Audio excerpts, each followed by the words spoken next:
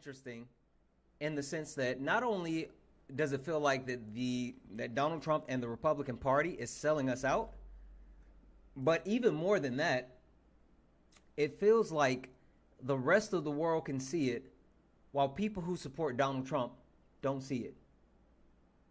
I don't know. Is it just me, guys? Is it just me? Is it just me? I absolutely see it, but I feel like the Republican Party, they're missing either they're missing it or they're willingly neglecting it. I don't know. Guys, we have our daily live goal, which is the GOATs. They're one coin. If we can actually knock those out a couple of times, it will help push us out to the FYP. And also, if you can send your daily heart me, it helps boost the live and get us out to the FYP. Guys, I need everyone tapping the screen, sharing the live, doing all the wonderful things to actually get us pushed out to the FYP, guys. We're almost at we're almost at 8,000 likes. As soon as we hit 8,000 likes, I will open up the panel. And if you are interested in grabbing a spot on the panel, go ahead and request up. Go ahead and request up because, guys, if you are a Trump supporter, if you're someone that supports Donald Trump and you want to actually tell us why or how you still believe in Donald Trump, please, absolutely, please request up. If you are someone that is not a Trump supporter, someone that does not believe in what Trump is doing, and you're even worried about what Trump is doing, go ahead and request up. This is Late Nights with Santana, and everyone has the ability to actually join the conversation. So no matter who you are, if you are interested in joining the conversation, go ahead and request up. Go ahead and request up, guys. We're going to go ahead and get started here. And again, as we actually get more people into the panel, we will continue to move forward and flesh out the conversation. In the meantime, in between time, keep tapping the screen. Let's go ahead and get the likes up. Let's get the likes up to, let's get the likes up to 25,000 likes. Let's also get the shares up to 75 shares. And we are going to start with who we have on the panel. Uptown Sports, how are you this evening, my friend? I'm good, Santana. Hope all is well with you. It's like negative 11 degrees in New York City, so it's horrible right now. Oh my gosh, you can have that. That sounds horrible. That absolutely sounds horrible. I have no interest in that type of weather. I'm telling you, it's been freezing here, at least in my opinion, and I just can't do cold weather. I absolutely can't. Can't. All right, guys, again, this is Late Nights with Santana, a panel discussion. If you are interested in actually joining the panel, go ahead and request up. If you are interested in joining the panel for the conversation, go ahead and request up. Guys, I'm going to start with this. Because I want us to understand where we are and what we're doing, right?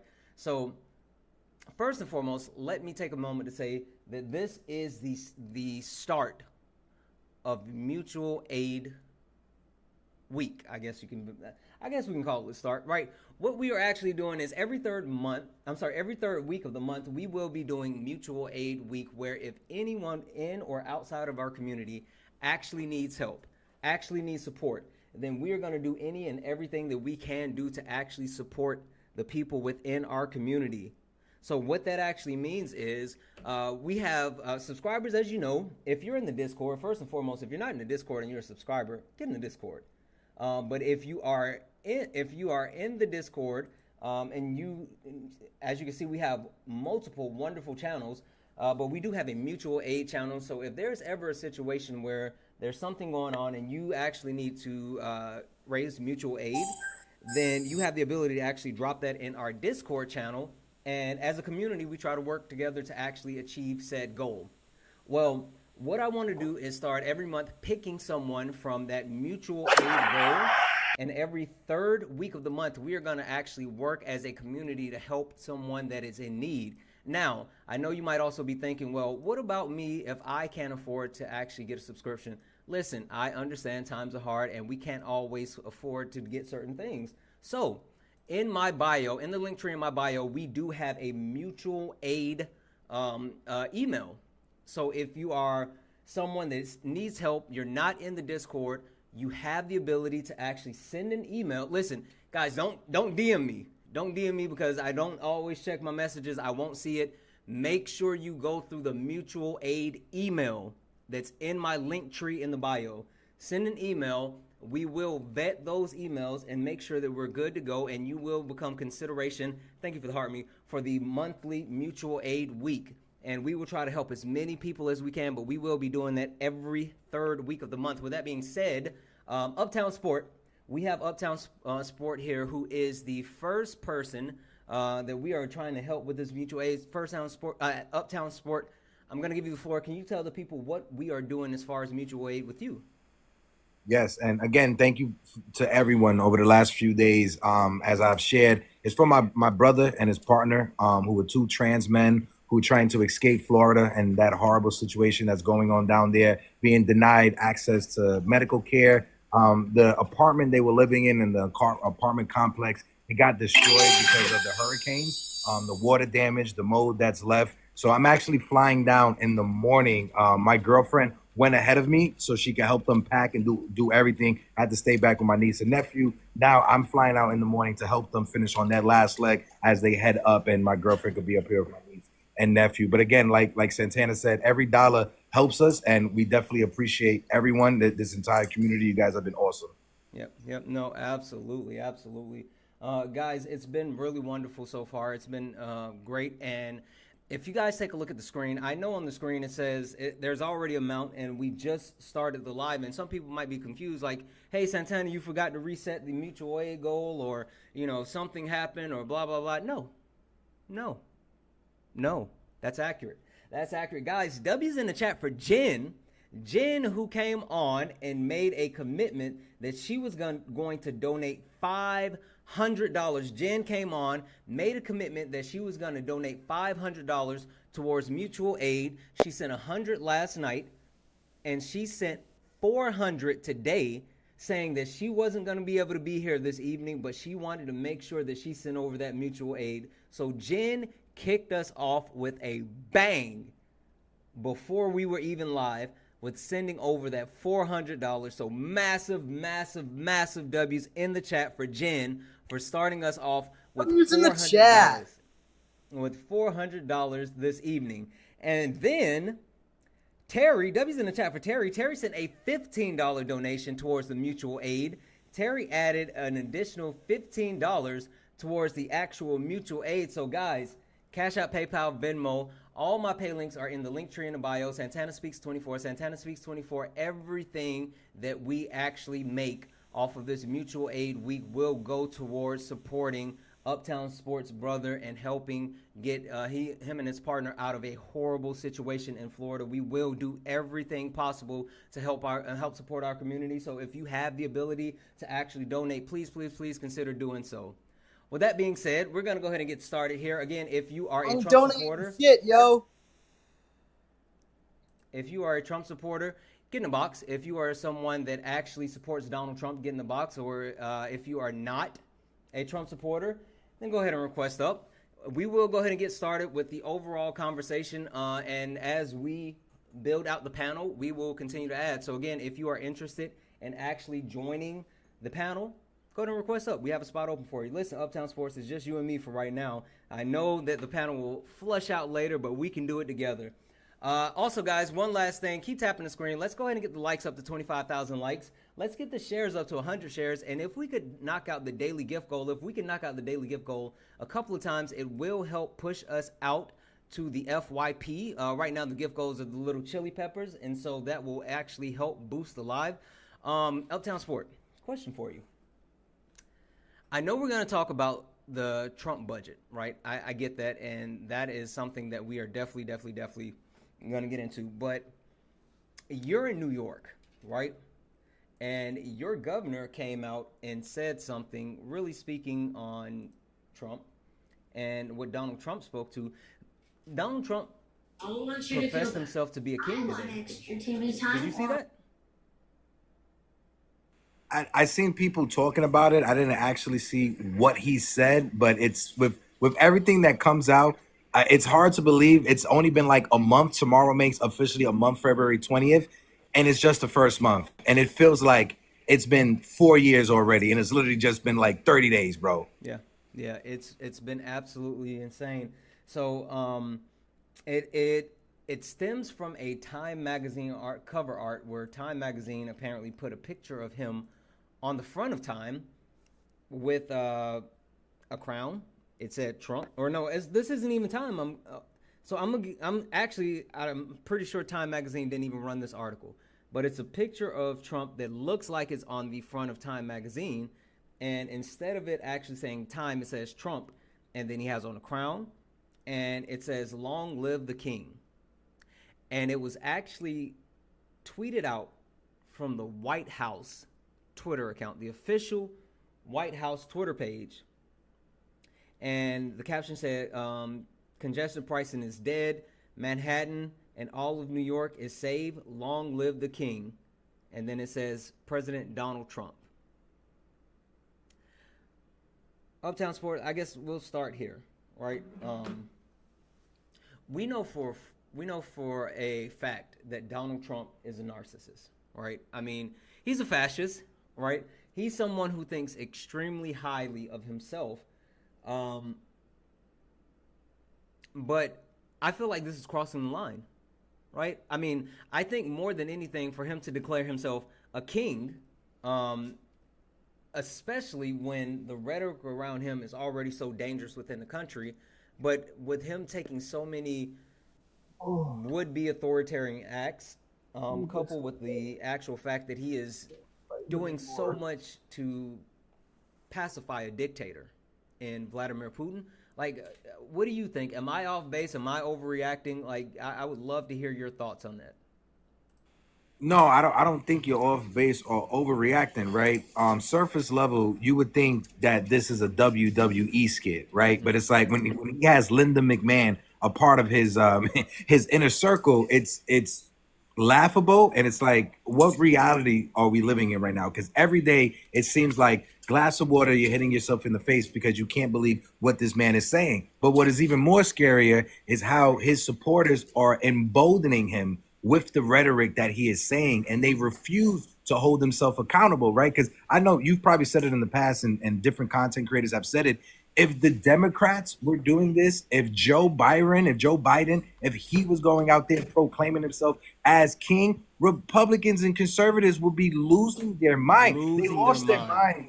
They lost their mind when he had the speech like he was at the Death Star with the red lights behind him, right? So it's hypocritical, and at the same time, it's like, I can't take you serious because you're not serious. Yeah, yeah, no. I think the thing that really gets me with this, right, is so Kamala Harris did say that Donald Trump is a very unserious man, right? Like, she made that statement. And I still believe that to definitely a certain degree. But, but he's still dangerous. He's very very dangerous, and he's very dangerous in the sense of how he's trying to consolidate power, to the sweeping executive orders, to the fact that he has so many people that are quote unquote on his side, that are unwilling to actually speak up and say, hey, this isn't right, this isn't okay, you can't do this. And even more so, you have not only the Trump administration, but people, well, yeah, the Trump administration and his supporters, but they're okay with him disregarding the courts. I mean, we're at the point now where he's not even following the actions of the courts, which is absolutely insane. But listen, we're gonna pass it around the panel real quick. We're gonna do a quick introduction, and then we're gonna really flush out our conversation, guys. If you're interested in joining the conversation, go ahead and request up. I'm gonna just come around the panel, do a quick introduction. I have two quick questions for everyone. After we answer the questions, please go back on mute, and then we will get the conversation started. So, KGR, how are you this evening, my friend? I'm well. How are you doing, love? Wonderful, wonderful. Listen, hey, are you a Trump supporter? And have you had an opportunity to review the proposed 2025 budget?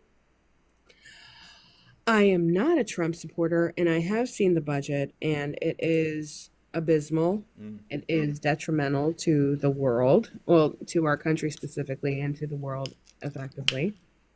And I think this is a form of eugenics. Mm. and I see nothing but horrible things happening. This is have you all ever read Parable of the Sower or Parable of the Talents by Octavia Butler? Mm-hmm. This is where we're headed. It is. It is. Listen, we're gonna get into it, but like I always think to myself with a couple of different events, like I've read this book or I've seen this movie. Like, how do we not all see where we're going? Because, like, yeah. Anyway, I'll come back. Mary Morrison, Mary, are you a Trump supporter, and have you had the opportunity to review the proposed 2025 budget? Oh, Mary, I'm gonna send you a request to come off mute. Mary, sending you a request to come off mute. Mary Morrison 530. Are you there? All right, Mary, I'm going to go ahead and drop you down. If you can hear me, you can definitely request back up. Spencer, how are you this evening, my friend? Good. How about yourself? Wonderful, wonderful. Spencer, are you a Trump supporter, and have you had an opportunity to review the proposed 2025 budget? Yes, I am. And when you say the 2025 budget, like which one are you referring to? Like the one? I'm sorry, go ahead. Like which are you like the one that just went to committee or like? Yeah. The one that has been it hasn't been passed, right? And so I think that's an important thing to actually. Thank you for the heart me to actually let everyone know that the budget it has not been passed, but it is a proposal and it is up for review. So yes, that's exactly one. It's for 2025 through 2034. Yeah, I'm looking at that one right now. I mean, like it looks like the Medicare budget actually increased. That's all. That's why I was confused on the title. Yeah, no, we can actually definitely go through it because it is a little bit misleading in the sense of what you see. But yeah, there is a place where it says that there's a quote unquote increase, but then there's an overall decrease, in which I'll cover that. But yeah, Okay. Overall it is decreased by $880 billion. Like over 10 years, I'm guessing, or Correct. No, that's the sum total of Medicaid. Yeah, and that's what I was just about to say. I'm looking at 950 right now. 950. Hold on. We don't want to flush out the conversation just yet. We're still doing Okay, introductions. yeah. Hold tight, everybody. Let's see here. Trey, how are you this evening, my friend? Trey Esquire, I'm gonna send you a request to come off mute. There we go. Hey, Trey, how are you? Doing good. How y'all doing? Wonderful, wonderful. Trey, are you a Trump supporter, and have you had an opportunity to review the proposed 2025 budget? I reviewed the budget, but I'm not a Trump supporter. Okay, no worries. Thank you so much. Give me 1 second. Jillian, are you there? Jillian, if you can't see my face and we can't hear you, you are a teacup, meaning that you are out of the app. I need you to come back into the app in order for us to be able to hear you. Jillian going once. Jillian going twice. All right, Jillian, we're going to drop you down. Guys, we're going to go ahead and get started with the conversation. And just real quick, guys, Debbie's in the chat for Linda, who added $10 to the mutual aid fund. Thank you so much for that $10 donation, Linda. And Debbie's in the chat for June, who sent $2 towards the mutual aid fund. Guys, thank you so much, June, for that $2. Just a reminder, guys, Cash App, PayPal, Venmo, all of my pay links are in the link tree in the bio. Santana Speaks 24 is the best way to actually support mutual aid week. Everything that you donate will go towards mutual aid. We're going to be doing this every third week of the month, where we're helping people in and out of our community, those people that need it the most. We will be doing everything possible to actually help them. This week, we are helping Uptown Sports Brother and their partner escape a horrible situation from Florida. And so, guys, if you have an opportunity, if you have anything that you can donate, please consider donating. Everything is accepted. Anything is appreciated. Is it Tiffany? I'm sorry. Yeah, it's Tiffany. Tiffany. Okay, Tiffany. Are you a Trump supporter, and have you had an opportunity to review the proposed 2025 budget? No, I'm not a Trump supporter, but I have reviewed just a little. But I wanted to ask about the reduction in student loan protections. What's happening with that? That's good. Actually, you know what? We haven't had an opportunity to speak about that at all this week, so we will start there. So you know what?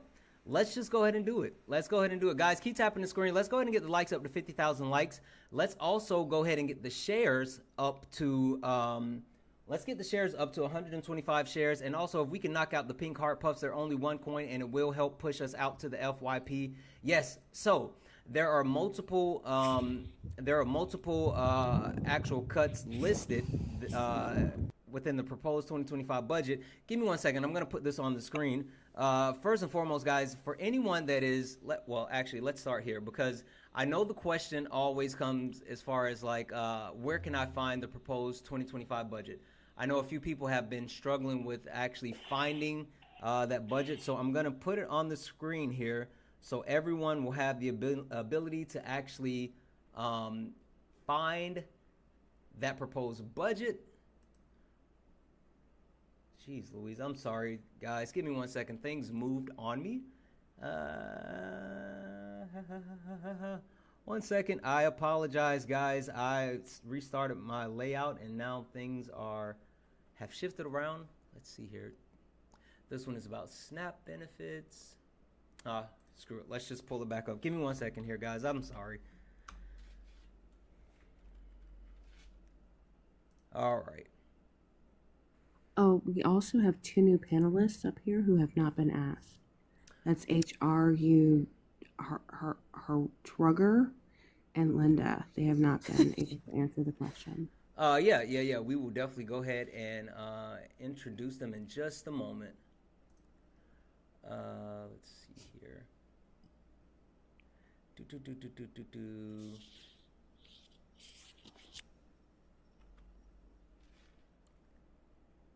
Here it is. There we go. Okay. All right, guys. I am going to share my screen so everyone can actually see where you can find the proposed budget.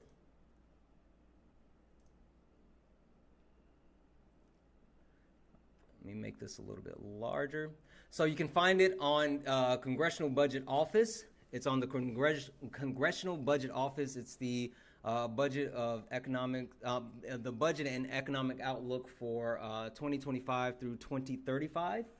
And not only does it have a breakdown of all the information, but it gives a couple of really good explanations of how things are divvied out. And just an FYI for you, Spencer, and we're going to come back to it, but the portion where you want to look for the actual changes to Medicaid and where they actually make the adjustments, it's under the technical outlay. Scroll a little bit further. It's way down the page. Not this one. Not this one. Here. So it starts to break down here. There's multiple parts, but we'll cover that in just a few. Sorry, I'm trying to follow you.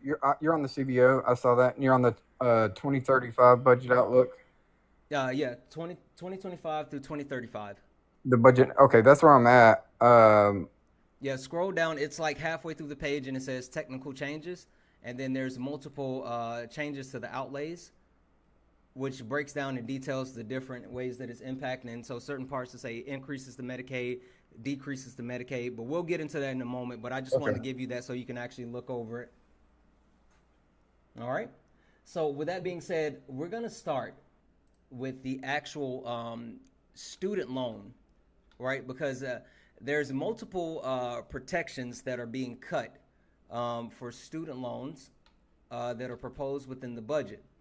And so you might say, well, what actual protections are being defunded? It's super interesting because not most of the actual protections, but a lot of the protections directly impact veterans as well. The thing that I found really interesting about all of this is that when they actually made a lot of these cuts, the cuts are directly related to veterans, because there's an intersection as far as veterans and so many different things that they actually do within our country. So again, from the actual budget that we just looked at, there's a link that takes you directly to this page, and I'm going to share here. So this is AmericanProgress.org. This is an article that specifically outlines the multiple cuts that are detailed in that proposed budget, and it talks about the different things that that are being proposed to actually be changed within the budget, including reopening the 90-10 loophole that would put a target on the back of student veterans. For anyone that is interested and wants to know what the 90-10 loophole is, basically it talks about how a certain 10% of all of the of 10% of finance from state-funded or government-funded colleges their funds have to be provided by a non-government entity, meaning paying out of pocket. And so specifically what this talks about is how veterans are targeted with their GI Bill, and they're specifically schools use veterans to get around this quote-unquote loophole, and so it disproportionately brings in people who are veterans while ignoring other people that have to actually go through other traditional means to get fundings for college tuition. It also talks about the actual rise in costs for student loan borrowers. We already know they're looking at rolling back multiple protections and actually making it easier for banks and loans when it comes to things that would definitely cost more to repay interest, things along those lines. There's a part here where they talk about how private loans are going to be more prevalent because they're going to force out the actual Pell Grant and things along those lines. The plus loans and different loans that would be protected. So people are going to have to actually get more private loans. So we can start with those three, but there are multiple things here that actually speak to. Oh, can you guys? Okay, there we go. Sorry, I froze up for a second. But there's multiple things here that actually speak to the different rollbacks that they're looking to do when it comes to actually reducing protections for student loans. So, Tiffany, I'll let you start. What are your thoughts so far? I know that I just hit you with only a few things, and you haven't really had an opportunity to digest them, but initial first reaction. Well, the reason I joined your live was because I actually just got an email from like my student loans, and they were talking about, I don't know if this is true, or like from my understanding is like they're going to take away the student loan forgiveness, because I minored in like nonprofit studies. So like if you work for an NGO, you get student loan forgiveness up to a certain amount. Just like if you're a teacher and you work in certain area, you get student loan forgiveness. But so it seems, I don't know if that is like 100 mentioned within. True. I wanted to look into that. Sorry, what? They're removing it's called public service loan forgiveness. So Yeah. people who are government workers who work for nonprofits, who work for NGOs, 501c3 companies, we get, if you work 10 years for these, establishments, you get your student loans forgiven. Yeah, it's like up to like 17,000. No, it's more. I believe. Mine would have been completely forgiven. All 100% of my loans would have been forgiven. Because of 10 Okay, I years think of my mine's a little service. different. But Yeah, but I've been working for government and 501 nonprofit corporations for 14 years. So they're actually taking away, and anyone who's actually gotten PSL forgiveness within the past, I want to say 3 to 4 years, they're actually coming back and stating that they're no longer that those loans weren't actually forgiven. huh? Yeah. So is it for Wait, just how is that NGOs? possible? Hold I on don't one second. Hold on understand. one second, guys. One at a time.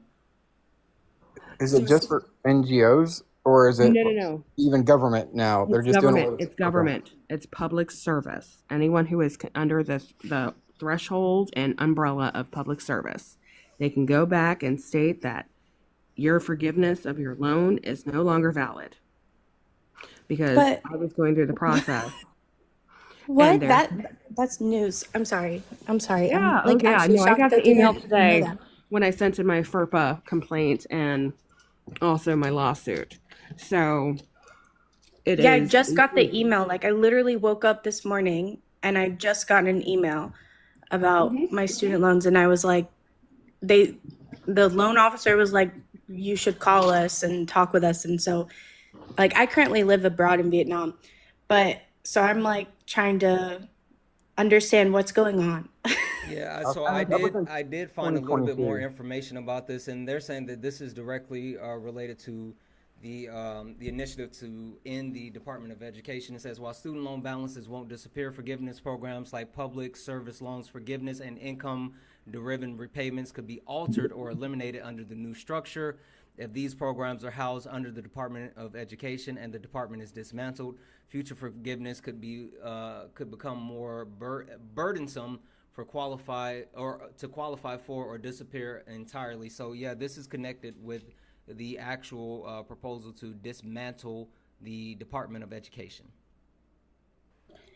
I just because what I'm trying to wrap my mind around is like some of us like my specific degree like was to for the benefit of the student loan forgiveness program.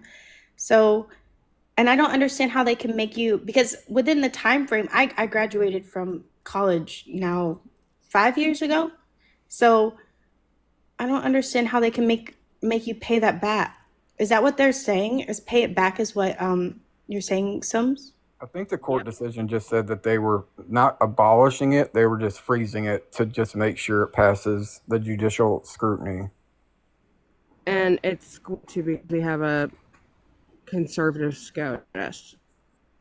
So you're looking at people coming back who'd had their loans forgiven who are going to have to repay them.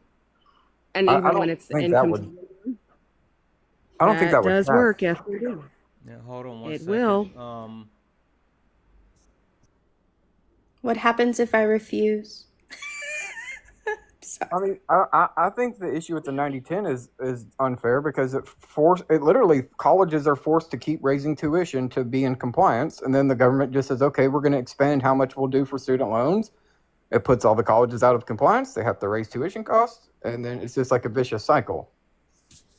Yeah, it looks like here that yeah, they're actually challenging this in court. Currently, they're looking to do exactly that, reverse. So there's a total of $800 billion in student loan debt that had been student loan debt through various incentives, including the public service loan forgiveness, borrowed defense claims, and now defunct board-based relief plan. They're looking to actually reverse all of those Biden initiatives to have anyone that qualify for that actually fall back in the category of having to pay that back. So it's $180 billion in student loans that they're trying to reverse and have people be accountable for making that payment. And this is a current lawsuit, and they're filing this in connection with trying to say that there was it shouldn't have been discharged for the borrowers. Yeah, there's a lot to this.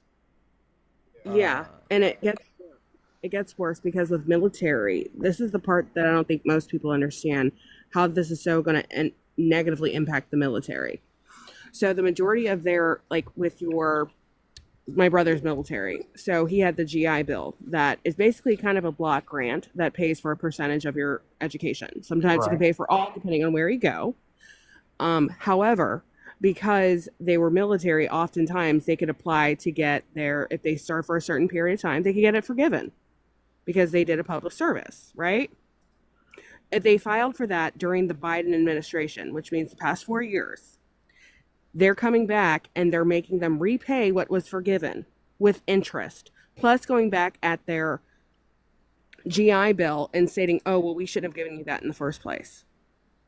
So you're talking about people who serve this country who are now being told that they have an extra bill that they can't get. Mind you, they're also cutting their benefits. So it's literally. You know what's even more interesting though? So there's multiple things that are being targeted with this as well.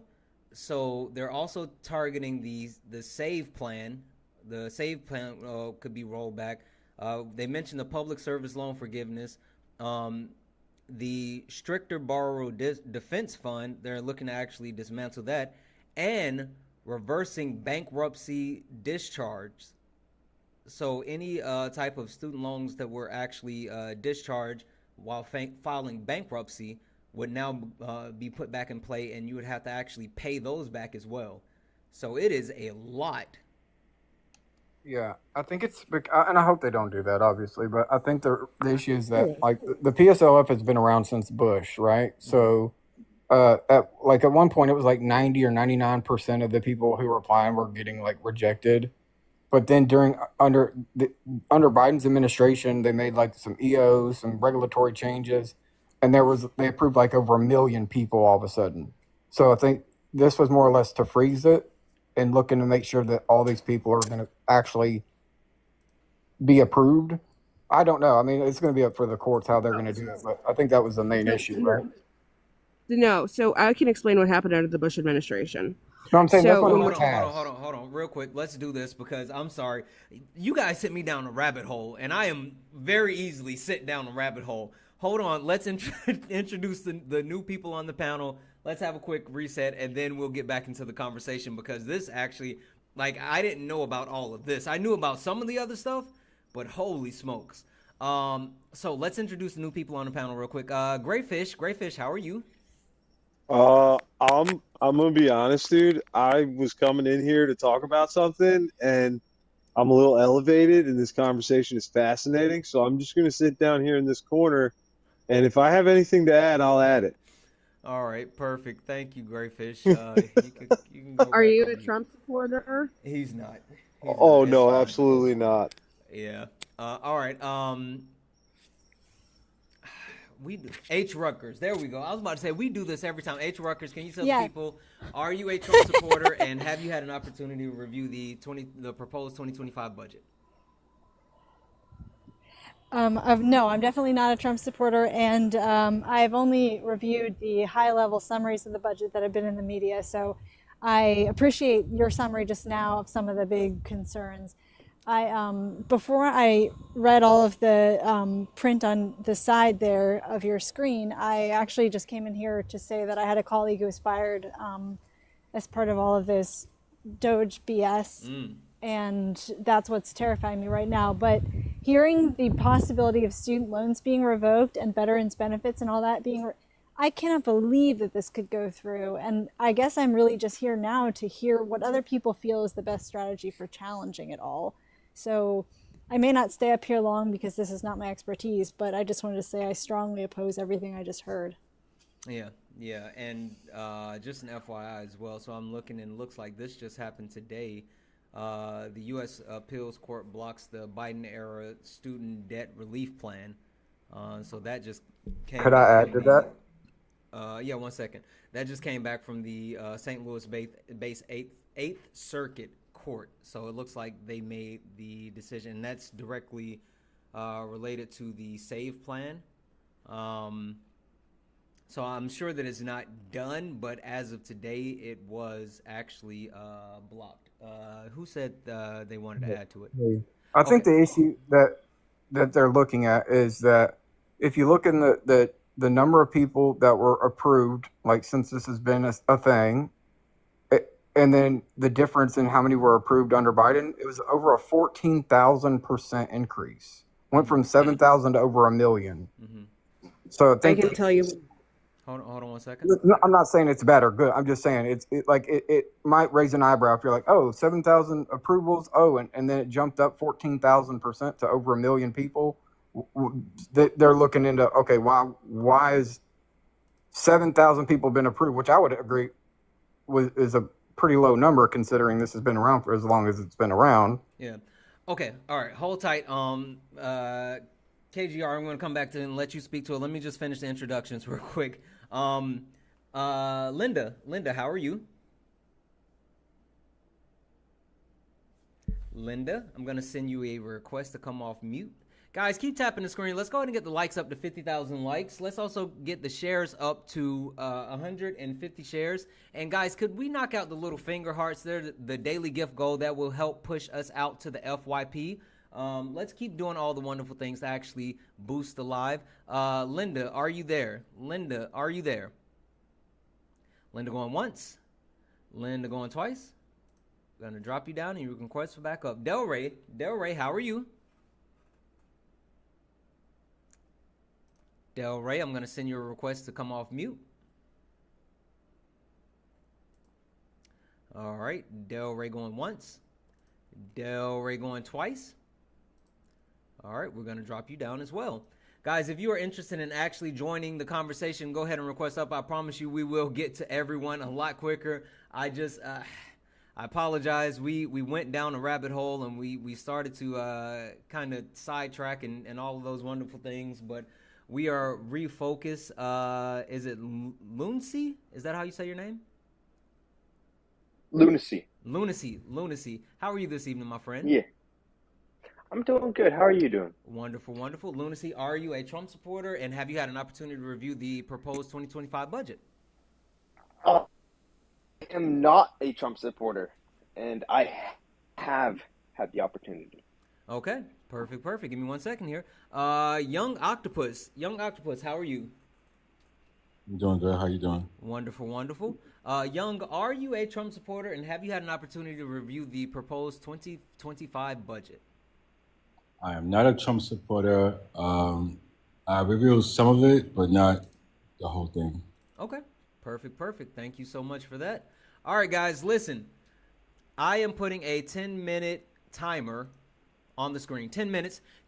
We have 10 minutes to get the likes up to 100,000 likes. The likes have been moving so slow. So we're going to put a timer on it. Timer's on the screen. We need to get the likes up to 100,000 likes within the next 10 minutes. If we can't get to 100,000 likes, we will go to sub only in the chat. If we are unable to get the likes up to 100,000 likes. So tap the screen, share the live, do all the wonderful things. And also, guys, Cash App, PayPal, Venmo, all of my pay links are in the link tree in the bio. Santana Speaks 24. Santana Speaks 24 is the best way to help support Mutual Aid Week. What is Mutual Aid Week? Guys, every third week of the month here on Late Nights with Santana and on Sparring with Santana, on Late Nights with Santana, any and every donation that is sent in will go towards helping someone in or outside of our community with mutual aid needs. Meaning, if someone is struggling and they need help, we have a channel within our Discord. If you're a sub, of course, getting a Discord, there's a mutual aid channel where you can actually post and get help.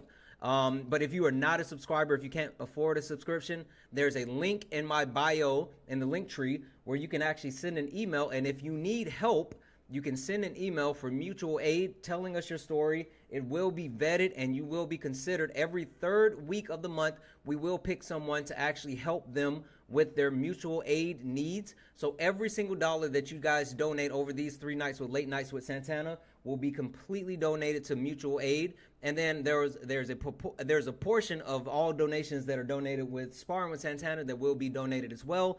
This week, we are helping Uptown Sports brother escape a horrible situation in Florida. The brother and the partner are trying to actually get out of Florida, and we are doing anything that we can to actually help support his brother and their partner. And with that being said, guys, anything is accepted. Everything is appreciated.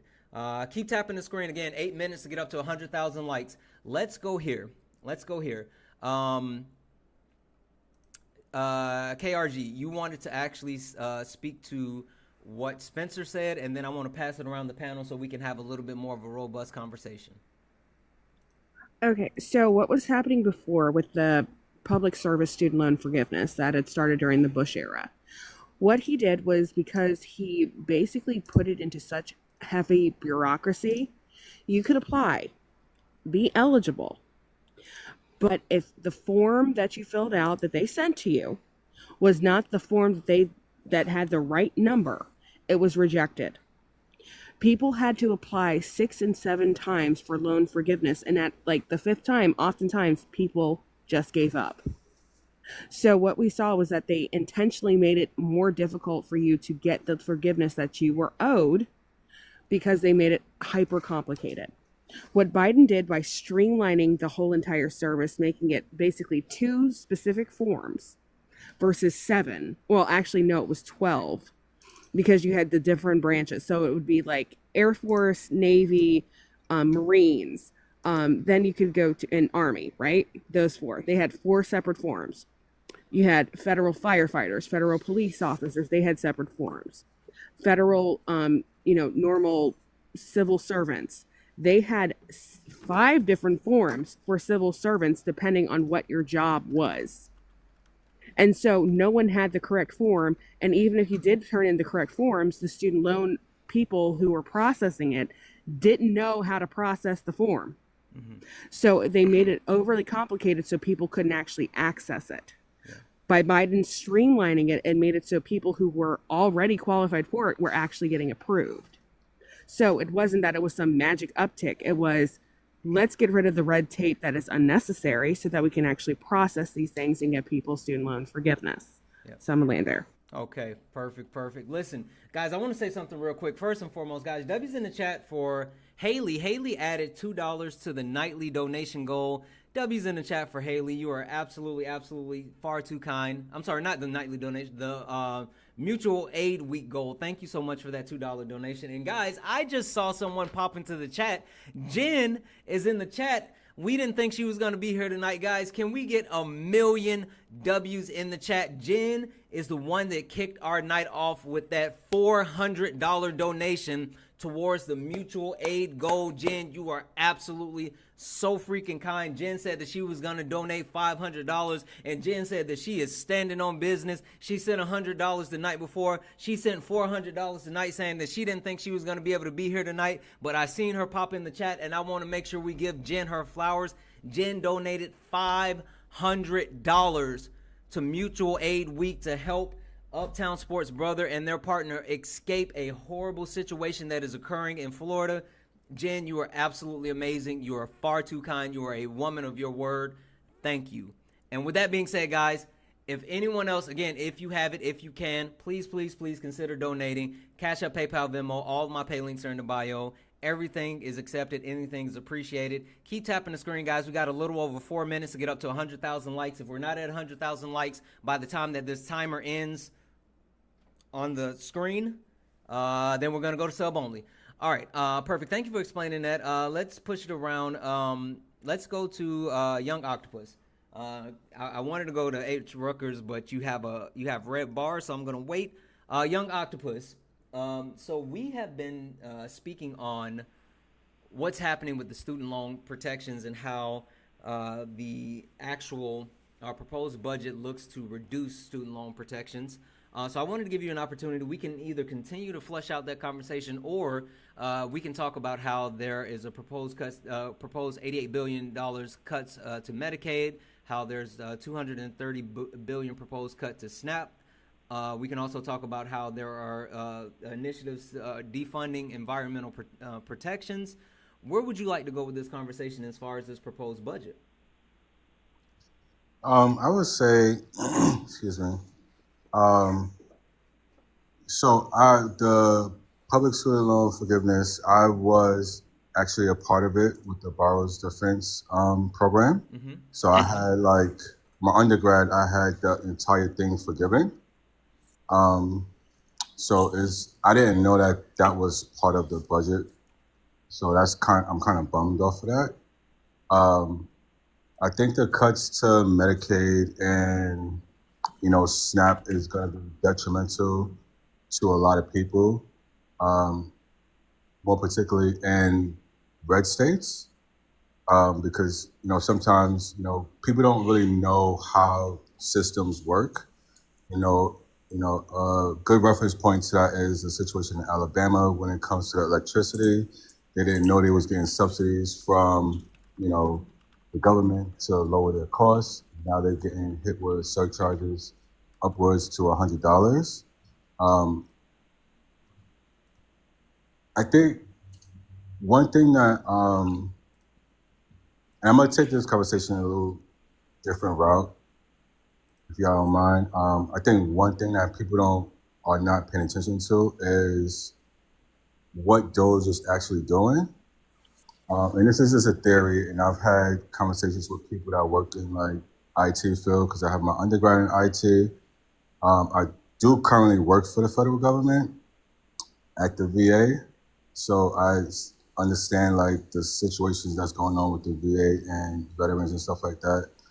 But one thing that's interesting to me is what Elon Musk is actually doing with those, you know, and it's all tied into like the XAI stuff that he's doing. Mm-hmm. So he needs like in order to when you work with artificial intelligence, in order to get accurate readings, you kind of need clean data sets to input into your system. You know, most companies use synthetic data sets, which is like made up stuff, so it's not actually accurate. So him going into the systems and the like what you call it, Department of Education or whatever the case may be, or U.S. Treasury, now the IRS. When he's able to input those data sets into his AI, it does give him an extreme advantage when it comes to AI and the development of AI going into the future. And I really think that's his angle. Most people are not like keen to like the technology field, but I do think that's his angle, and it kind of sucks because it's like putting us at a disadvantage in so many different areas. When it comes to privacy, when it comes to just defense of our nation. Um, we just continue, we're just at a disadvantage. Um, I think the thing that makes me most worried about that point. Hold on 1 second. Guys, we did not make it to 100,000 likes. We did not make it to 100,000 likes. So we will go to sub only. So if you are a subscriber, you have the ability to continue to chat. If you are not a subscriber and you want to actually be able to continue to chat, then please go ahead and grab a subscription. If you are a subscriber and you love it here and you want to actually be able to share it with the community, you can definitely send out a subscription. As a subscriber, you get access to an amazing Discord full of a bunch of resources with a bunch of great people. Again, you have access to the mutual aid. You get a bunch of really cool emotes, and you also get a fast pass if you want to join the panel here with Late Nights with Santana. So guys, keep tapping the screen. As soon as we get up to 125,000 likes, we will open the comments back up. But in the meantime, in between time, if you want to actually... Hey, that's what I'm talking about, Young Octopus. W's in the chat for Young Octopus for becoming a subscriber. Go ahead and grab a subscription. Spencer, you can go ahead and share your thoughts, but I have something like I am not a conspiracy theory fan, but that was an interesting thought. But Spencer, go ahead. Two things briefly. I can see the argument that you're making about synthetic data sets, but these data sets are already shared. You can make API calls to this data depending on what organization you're with. So it's not like this is like some top secret data. I mean, our government already shares a lot of these data sets that they're even looking at. But I get your point, right? Both can be true. My issue, I'm still trying to, I'm confused about these cuts that are on the screen. Like, are you getting these numbers from that CBO thing that you sent me to? Yes, I am. I thought you were talking about the Trump's data or his budget. Yeah, this is the proposed budget by the... No. This is just the CBO's projections. This isn't anything to do with... It's based off of the actual proposed budget. Yes. No. They don't do proposals. They only do current law. Right. Okay. That's why I was confused. Accurate. No, they do not. What they do, the CBO actually assesses every single tax plan and puts out the projections for it. Because you can look if you no. Shh. From which data set though? Hold on. Because I can get into it as well, but go ahead, KGR. You can finish your point. Okay, so if we look at when Trump first came into office, when he put in his budget, and then they compared it to the budget that was professed by the Democratic Party, the CBO did their rating for both. Yeah, the scoring system. Both. 1 second, Spencer. Go ahead. Yes. So they do rate them, and they show the impact of both, where if they're to be implemented. So they have to show the real world implications of how that will affect. That is the CBO's job. They will state, this is how much of a deficit this is going to cost. This is how much of an impact on our total GDP. This is what it's going to end up costing us in the long run. This is how it's going to run our deficits. That's what the CBO does. So they take the actual proposed bills before they are law, and then they evaluate them. That is their job.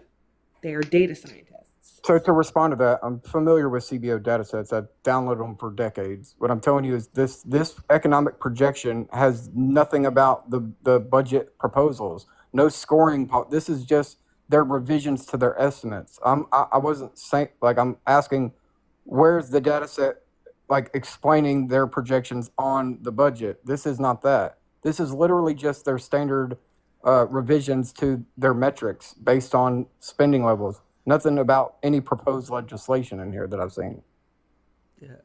Again, so the actual proposed legislation is not. Yeah, they haven't released a report on that yet. Exactly. That I have seen. Exactly. It's not, but it's based off of the information that they're able to obtain, and also based off of the actual projections. I mean, again, to the point that KGR just made, this is a standard practice, and this is something that the Yeah, I know. I've been dealing with CBO for over a decade. So But wait, are you saying that you're unwilling to accept the information? No, I think Now I'm maybe I got confused on what you told me to click on, because the budget, this outlook, the 2025 to 2035 has nothing to do with proposals currently. Like, this is their just current forecast. They do it every year. Like, as soon as we get a president, they do Based on what?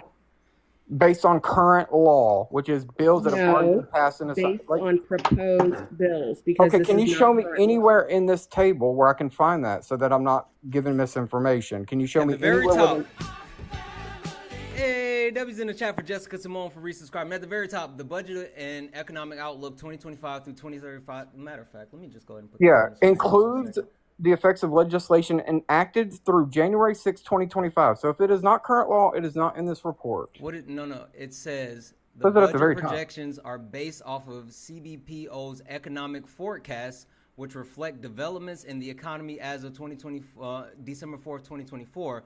It also incorporates legislation enacted through January 6, 2025. So yes, Correct. it is a forecast Yes. based off of what's currently in law, what's being passed, but No, also based off of a 10-year span of laws governing taxes and spending. And we know for a fact that if Trump is trying to, or if they're trying to reinstitute the actual tax plans that have already been in place, which they have said that, and they are also signaling certain bills and different things that they're trying to target, then that's how you create an actual forecast to break down the budget. So Right, again, so this just is to all clarify. forecasting. Again, I never said that this was the actual No, budget I'm that's not being saying that. passed. Yeah, I'm not saying, no, that's not what I'm saying. What I'm saying is just to clarify, their models are based on a year ago, and they're only looking at active legislation that is already law as of January 6th. Anything that they're proposing, any of that, even if they pass the law tomorrow, it wouldn't even be in this report. It has nothing to do with this report. This is effectively, literally, as if Trump wasn't even president. This is just a CBO's 10-year projection. It tells you that in the first paragraph. Whose tax plan are we currently under? We're under the TCJA. Whose tax plan is that? Who made that tax plan? But this isn't like showing any type of impacts to. Yeah, but who made that tax plan? Trump did, and his actual Okay, budget. so the actual budget. Hold on. One at a time. Yeah, the actual budget Grayfish, hold actually on, increased spending. 1 second. Grayfish, finish your point. Yeah, I mean, it's the same point that you were making, Santana, right? Like, they're basing it off of the tax plan of the previous tax plan's creator, which was Donald Trump, who's currently in office. And whether or not it's going to be less or more, sure, could be up for grabs, Spencer. But something's telling me it's going to be a little bit more than last time, if not a whole lot. Yeah, but what I'm saying is none of these. This thing says cuts. There are no cuts in this 10-year projection. There's wait. Hold on. Are you talking about the bullet point that's on the screen? Yeah, that's what threw me off. Okay. Because that's not in the so CBO. just an FYI, the bullet points on the screen are condensed, and also they are to engage conversation, to Oh, actually okay, spark okay. That's conversation. what. So this is not. I'm not saying Okay. that everything. Again, I am not specifically spelling out every single thing. It's Yeah. Okay. That's why I it's was only a confused because small amount that can fit inside the box on the screen. okay, I was confused. I thought you were saying these things are actually in the budget, No, and which they're. that's why I've been saying these are Uh, proposed, and this has not okay. been Okay. enacted. Like, this is not law yet. This is, Yeah. yes, No, this is that's why I was projections. confused. That's why I was confused because the only budget I've seen that they actually have released increased spending to all these. So I have yet to see where they're cutting it. That's why I was confused. Yeah. Let's level set for a second. W's in the chat for Jennifer. Jennifer sent a $71 donation saying, because I can't stand uneven numbers. Loves, lots of love. Thank you so much. What happened to Spencer? W's in the chat for Jennifer. Jennifer, thank you for sending that $71 donation. You are absolutely kind. Thank you so much, Jennifer, for that. Guys, remember, Cash App, PayPal, Venmo, all the pay links are in the link tree in the bio. Santana Speaks 24. Santana Speaks 24 is the best way to help support during Mutual Aid Week. Guys, there's people that's in the chat that's watching right now. You might be a little bit confused about why you can't actually, put anything in the chat. That's because we are on sub only until we get up to 125,000 likes. So tap the screen. Let's go ahead and get the likes up to 125,000 likes, and we will open the comments back up. Also, if you are not a subscriber, please consider subscribing. We're in the sub wave, guys. We got 6 minutes to close out the sub wave. We only need 2 more subscriptions to actually. Hey, Devin's in the chat for sending. Thank you, Jess, for sending out that sub. Now we only need 1 more subscription within the next 6 minutes to close out the sub wave. So we are in the sub wave. I'm not sure what happened to Spencer.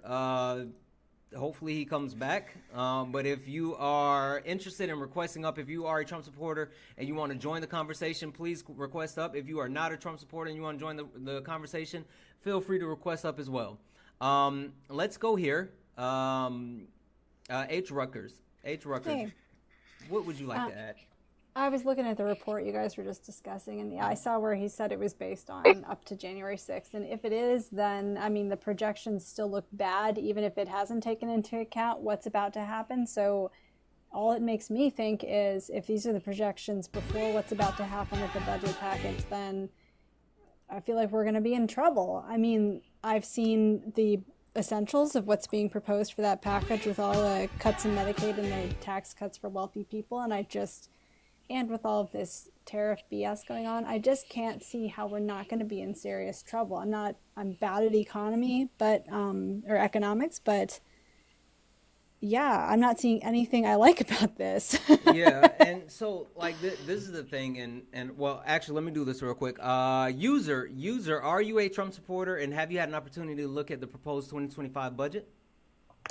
I didn't read the budget, but I definitely saw the things that were in it, and one of them concerned me significantly. And are you a Trump supporter? I'm not first. Did you vote for Trump? No, I did not vote for Trump. Okay, perfect. Hold tight for me 1 second. Lady, are you a Trump supporter, and have you had an opportunity to review the proposed 2025 budget? I am not a Trump supporter, and I have reviewed some parts of the 2025 budget. All right, perfect. Guys, keep tapping the screen again. As soon as we get up to 125,000 likes, we will open the chat back up. Free the chat. The only way we're going to be able to free the chat is if we tap the screen, get up to 125,000 likes. Listen, the interesting part to me, and even having this conversation with Spencer, right? And I would love to hear the opinion of the rest of the panel. There's such a it feels like to me that there are certain Trump supporters that are trying to justify the things that are happening as either, well, it hasn't happened yet, or we're not sure about something, or we have to give it time. Like, I don't know, maybe it's me, but the way that things are happening and unfolding, and not only just the one thing that really gets me is when they say, well, this hasn't been passed. Yeah, you're right. But the Republican Party has the House, the Senate, and the presidency. So technically, if they wanted to pass the actual bill, they could pass it. There's nothing technically that they couldn't pass because they have full control. And so I guess let's pass it around. Uptown Sports. Am I off base with thinking that it feels like certain Trump supporters are just looking for a way to excuse what's happening to kind of turn a blind eye? Am I wrong?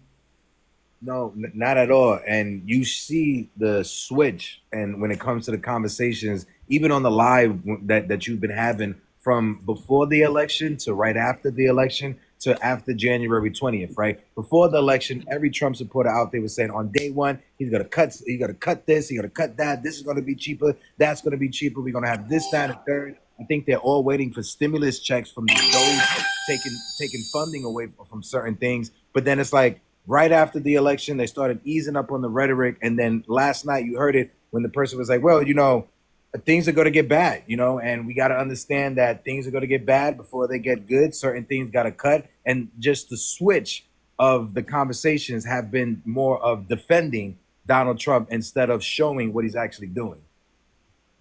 Yeah. KGR, what are your thoughts? I think what happened was that a lot of Trump supporters thought all of these things would affect everybody else. And now that they realize they're the ones affected, they're losing their minds, personally. You see them all crying about, oh, I'm getting my SNAP benefits cut. You mean I don't have my sorry, I'm making sourdough starter. I bake when I'm anxious. Oh, you mean I don't have my Medicaid? I don't have this? You mean they won't give my kids their IEP? It's like, yeah, hun. That's what happens when you vote for a fascist. You were okay when you thought it was only going to affect brown and black people. But you forgot that the majority of the recipients of Medicaid, Medicare, of all welfare programs are white people. You all voted against your own best interest, and now you're crying because you found out that rich people don't like poor people, no matter what their race. So they were fine when everything was supposed to affect the Browns and get rid of the immigrants. But it's like, y'all don't want to go out and pick strawberries. Y'all are sitting there crying about your Medicaid and your SNAP. They're going to sit there and tell you, hey, why don't you go pick berries? Why don't you go out to the fields and do this, this, and this? That's what they're telling you. You're seeing what happens when you allow elitists to fool you into thinking that you're one of them. Because if you don't got, 20 million in the bank, they don't give two shits about who you are. And if you're sitting there relying on government assistance to make it through the day, then you voted for your own demise, and now you're crying. And I'm sorry, that's kind of what they deserve. They didn't get two shits about other people, and now they're dealing with the backlash. So that's what I'm going to say. Okay. Perfect. Thank you for that. Let's see. Tiffany, what are your thoughts? I mean, I kind of already knew this is like the Trump behavior.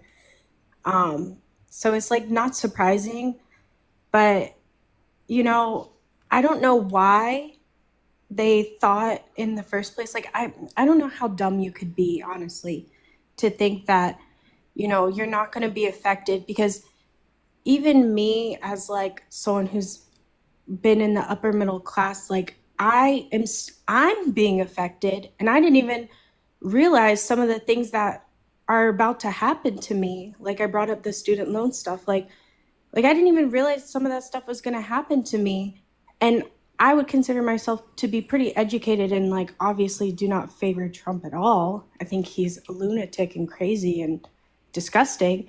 But like, I just don't understand how these people could just be so clueless, so dumb, so uneducated. Like, I really have nothing to say. Like, at this point, like, I got to get on the phone with my, loan officer, figure out what's going to go down, what I need to do. And, like, that's not something that I was prepared for, and I think it's actually ludicrous, and like got to figure out what the options are. And I I've come from such a place of privilege to not have any other things to affect me. Like, I'm absolutely disgusted by all the things that affect people who like SNAP benefits. Like, I know so many people who are, struggling. Like, they're absolutely terrified. They don't know what they're going to do. Like, their mental health is going down the drain. Like, it is absolutely scary.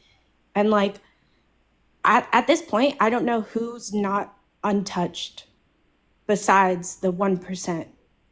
Yeah, yeah, no, that's absolutely true, and it's interesting to say. Uh, it's interesting to see how certain people are willing to accept these things while blindly thinking that they're going to affect other people, and the blowback is starting to come to them. Um, user, what are your thoughts? I would like to say that when I first encountered Trump, I was not a supporter. But I'd also like to say that when they own information, they can bend it all they want. That's a quote from an artist. So when we watch television, it kind of made me think differently. And I felt so bad about that because I'm sitting here and I'm listening to um, the news report specifically that they were only going after people who were immigrants, but also they were in gangs. And so I found myself saying, oh, well, then deport them. Mm-hmm. And I was kind of like okay with it. And for 2 days straight, I was like, well, I might be MAGA. And I had to really step back and say some things. And then everything hit the fan. I'm a veteran. I come from people who are educators. My family members are police, Superior Court judges, things of that nature. And this is going to affect us drastically. I'm a veteran. They got rid of people's jobs at the VA. If you go to a VA person's job right now, that they have so much stuff on their desk, you can hardly see them. Now, if you take away that person, all you have to do is take away what that person is doing for other people, which would be education, GI bills, taking medications. They really want to get rid of that. And they want to get rid of, people being in high positions in the VA, period. So it's going to be very difficult moving forward. And I don't know what we're going to do when all of our police officers have complete immunity. Somebody please tell me. Yeah, no, listen, so this is the thing that I think that a lot of people don't understand, or I would say not a lot of people, but I think Trump supporters don't really understand is that the people who don't support Donald Trump, it's not that, we want everybody having ABs and all kind of crazy stuff. I tell Trump supporters all the time when we have conversations like, hey, we're not that far apart on certain things. But the thing is that because when you said, oh, gang members should be deported, yeah, I mean, if you're in the country committing crimes, yeah, sure. But I think the other end of the spectrum is where we want people to have opportunities to actually be integrated into the country. I mean, like myself personally, if anybody wants to come to the country, let them come. Make it as easy as possible to integrate them into the country and also allow them to become a part of our country because it's going to make our country stronger. And that's like the disconnect. But to your point, there's media manipulation and how things are being projected. It's a complete difference. And I'll say this. Let me put this one quick plug in, and then I'll go to Grayfish. Also, guys, keep tapping the screen. We're at 103,000 likes. As soon as we hit 125,000 likes, we will open up the chat. So if you guys want to open the chat back up, let's get it up to 125,000 likes. Yeah, let's get it up to 125,000 likes. I made a video today, guys. I made a video. It's on my page. It's a little bit long. It's about 8 minutes, but it's worth it. So if you guys have not checked out the video, please check it out at some point. Give it a like, a comment, all this other stuff. It's about 8 minutes long, but it's a dissection of what the right is doing, right? And it talks about how they have an approach where they're calling it media guerrilla warfare, right? And basically stating how uh, there's random people that put stuff out on Twitter, and then Elon Musk finds something that he likes and he grabs onto it and he retweets it and he continues to talk about it, and then they pick it up in the podcast sphere with like Joe Rogan and all of them, and they push that information out, and then finally like Fox News and Breitbart and all of them grab that information, and then they push out that same information.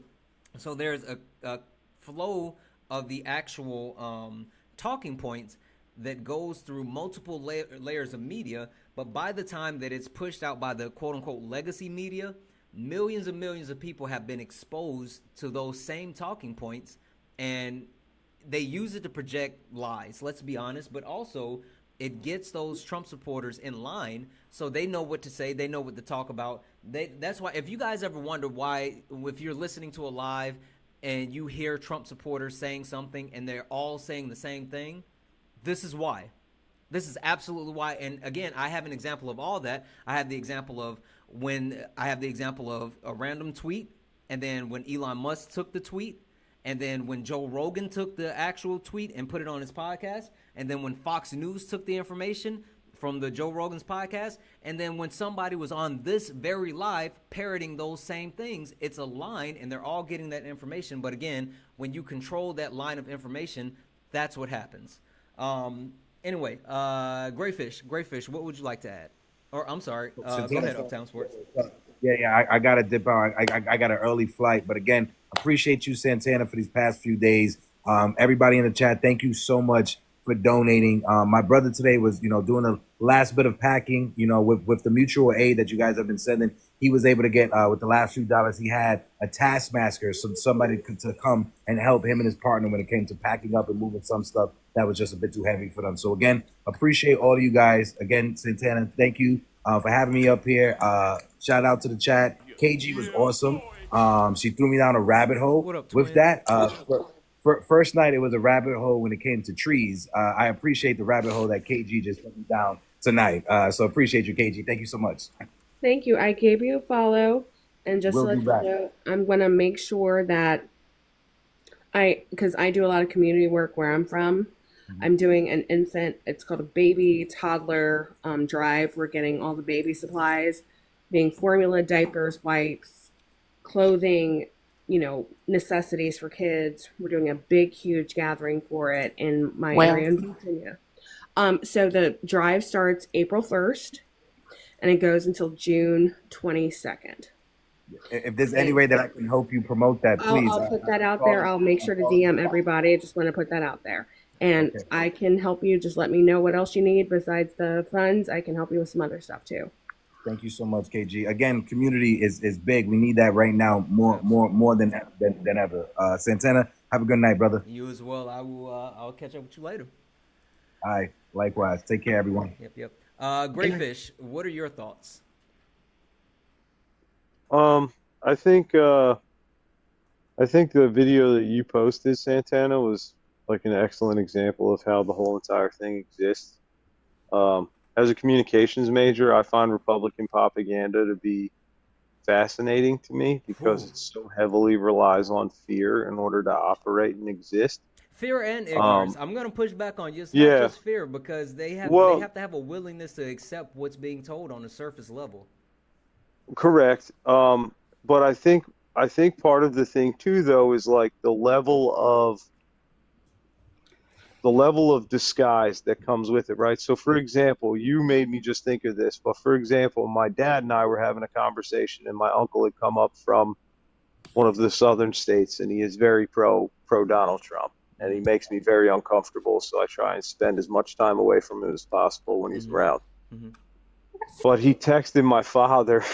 He texted my father after he had left and everything, and told my dad to watch a Sean Ryan podcast. Mm-hmm. And I immediately told my dad, absolutely fucking not. You're not watching the Sean Ryan podcast, right? Because here's the thing. Although Sean Ryan may not be overtly Donald Trump in passing, if you watch him enough, the algorithm will then snap you into things like Joe Rogan or Ben Shapiro or these other right wing people, and then you get rolled in further. And like, I'm explaining this to my father, and he's a very intelligent engineer, and he just looked at me and he was like, "Holy shit!" And I was like, "Yeah, Dad, this is the type of stuff that your generation doesn't know enough about." And that's why my uncle is the way that he is because of willful ignorance and the desire not to learn, but also the fact that, like, your fear and in your algorithm is what drives you the most, and the Republicans have latched onto it. And it's very fascinating. Yeah, yeah, no, I completely agree with that. It's interesting, and like the one thing, and again, guys, keep tapping. As soon as we get to 125,000 likes, we will open up the panel. We are at 115,000 likes, so we're super close to actually being able to open up the panel. I'm sorry, not the panel, but the chat. One thing that they actually. One thing that he said at the beginning of and it was Jesse Waters talking about this, but it's interesting to see the opposite, right? As far as how the Republican Party is the Democratic Party is unable to keep up, right? Because they're still trying to go through like small press conferences. They're slow with their reaction. They're trying to, schedule interviews and it's super interesting to see how the right wing is capitalizing on not only legacy media but new media, right? I mean, they're absolutely capitalizing on like podcasts. They're absolutely capitalizing on TikTok lives, all of this other stuff. It's super interesting to see what's happening, and the fact that the Democratic Party seems to not have any type of thing. It was funny where I saw this TikTok that Chuck Schumer tried to make. Right? Am I the only one that saw that? Like, oh, dude, What happened?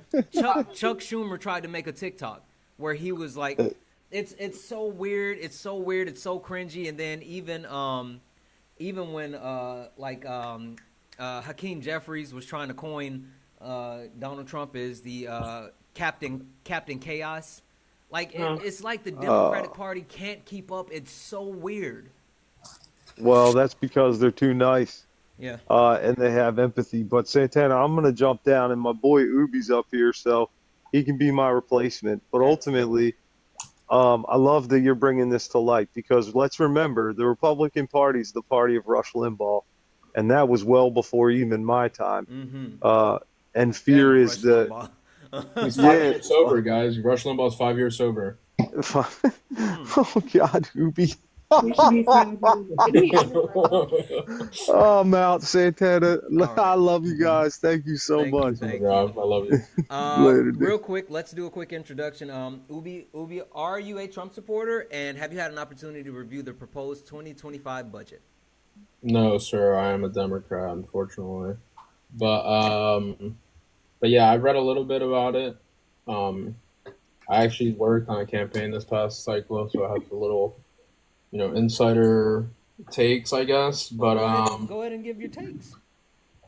Yeah, Put 'em on the floor.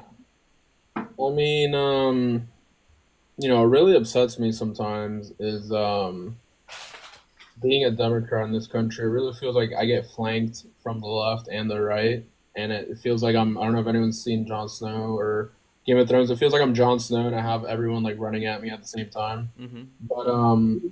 But yeah, I mean, the Trump won personally, in my opinion. Mm-hmm. I believe on inflation, and I also believe that he won because Biden not dropping out and not opening up a primary really messed it up for Kamala, who was put in a really awkward situation where she had to run her presidential campaign that she wasn't, and she didn't run a primary for, and she had to do it out of Wilmington, Delaware, where she's not from. Like that was done out of the Biden HQ. So honestly, I think Democrats, if we would have put Jesus Christ up there to run in 100 days against Donald Trump, someone who's been yapping essentially for 10 years exactly. and just information for 10 years, we were never going to win, unfortunately, and that affected every other race across the. But we also have to be honest. It had to do with the fact that legacy media and media in general Sane washed them.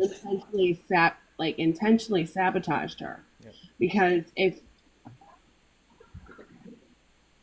they, when she dog walked him during that debate, because she dog walked the shit out of him, Yeah. excuse my language, they sat there and they still tried to come with a reason why she was wrong for dog walking him. And it's like the media loved the Trump era because it was selling papers. They got more clicks because he was always doing something insane. Yep. So they were planning. They love it because they love all the circus around him. And they spent time lying about Biden's accomplishments. They wouldn't cover the things that they actually did. Then on top of it, you have Dems, and I have said this multiple times. I do precinct ops. I work with the party in my state. I'm hardcore about stop being nice and start being an asshole. Listen, like Yeah. you're spot on. And so I say this all the time, right? You hit like a lot of different things, but I completely agree with you in the sense that, like, one, I say, well, I agree with both of you. Ubi, I agree with you in the sense that Kamala Harris was put in such a tough spot because Joe Biden broke a contract with Democrats, the ones that actually voted for him in 2020. He told us that he was going to be a bridge president. He wasn't going to seek re-election. He just wanted to get past Trump and then hand it off to the next person, right? And then as he got closer to that time, he said, well, my business isn't done and I need to come back and finish and blah, blah, blah. So that hurt. And then the actual time, as far as Kamala Harris was the most qualified person to ever seek the office of the presidency for a first term. But she was put in such a tough position where she had to actually run a complete race in 100 days. And to Ubi's point, basically pick up the shell of the Biden campaign and then try to fill in the gaps to actually piecemeal her campaign together. And she couldn't really create her own message. So there was that. But then also, KGR, to your point, I think legacy media actually sane wash. Oh, yeah. Hold on one second. That was me. Sorry, guys. The legacy media sane wash Donald Trump and allow people to forget about January the 6th and allow people to forget about C-19 and allow people to forget about him wanting to pew protesters in the leg with rubber bullets and allow people to forget, him just like all the wild thing. Like, does anybody else remember when Donald Trump stared into the sun with the solar eclipse? Yes. Does anyone remember when he had Sean Spicer come out the very first press conference and say, this was the most attended inauguration ever? Yes. Do people not remember that? Yeah. Do people not remember the fact that he went through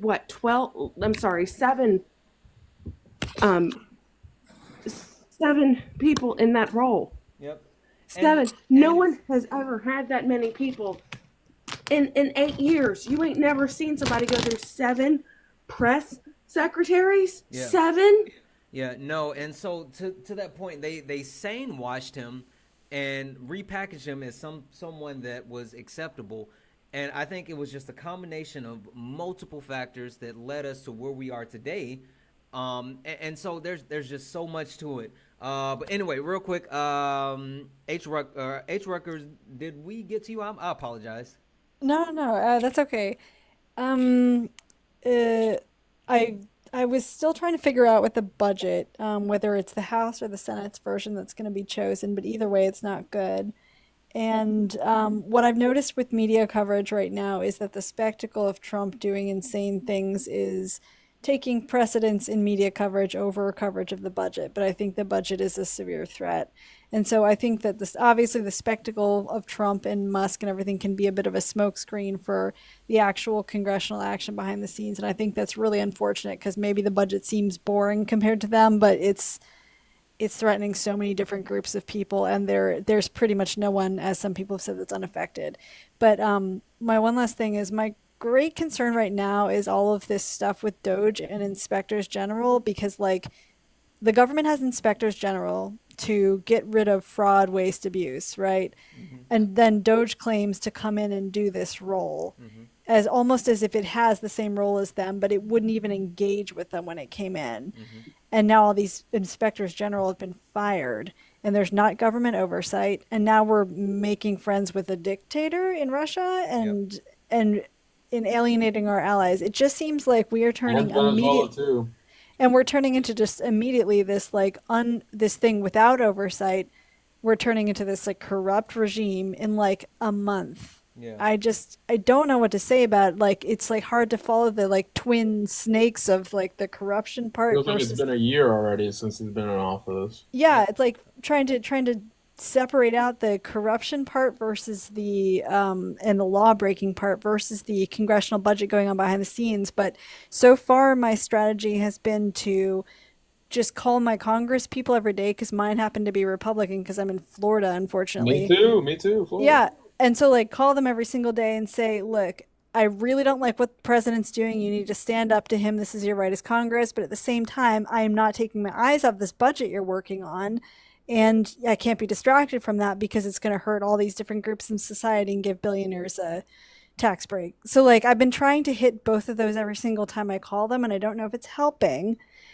But that's been my strategy is to both say something to them about the spectacle of the idiocy and then also about the budget. Yeah, no, listen, I think that's a great thing, and I think that's needed, right?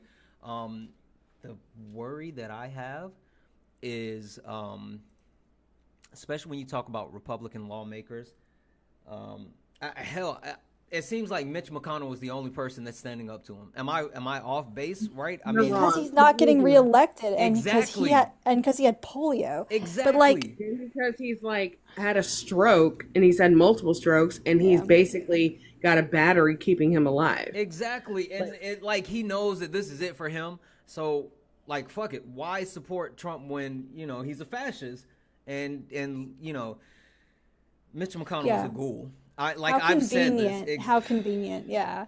It's gross. You know what else? Senator Rick Scott is a Florida senator, right? Yeah, I saw him and actually Elizabeth Warren strangely trying to like do some kind of like anti-corruption at the Fed thing. Like they wrote a letter about it, and I'm like, that's funny you should say that because I didn't see you say jack shit when they fired all these inspectors general from the rest of the government. I'm like, I didn't see you stand up at all there. Why are you so bent on rooting out corruption in this one thing? Like, bullshit. Yeah. Please don't get me started on Rick Scott too. Please don't. I didn't want to hate him, but I did yell at him really rudely a few times. Rick Scott? Yeah. He's one of the. I'm not a nice person. When you look up corrupt politician online, it's literally a picture of Rick Scott. He is the biggest Medicare fraudster in U.S. history. He defrauded Medicare when he was CEO of ACA Healthcare in Florida out of $1.7 billion. God. Yep. And he's the reason why with Medicaid, they ended up cutting the reimbursement rate, making it more difficult for people to find doctors who would accept it. Yeah. Because I mean, the Medicare number. It's pretty, I'm sure we all feel the same HRU. I'm not sure how to say it, but in Florida, I'm sure it feels H. Rutgers. H. Rutgers. I'm sure. But every time too. I'm sure in Florida we feel like uniquely hopeless and rightfully so. But completely understand. But what I've been doing a lot, I've been like just cutting like party lines essentially, and I've just whenever I get a chance to talk to MAGA, I try to bring up things that we can both agree on, like overturning or reversing Citizens United.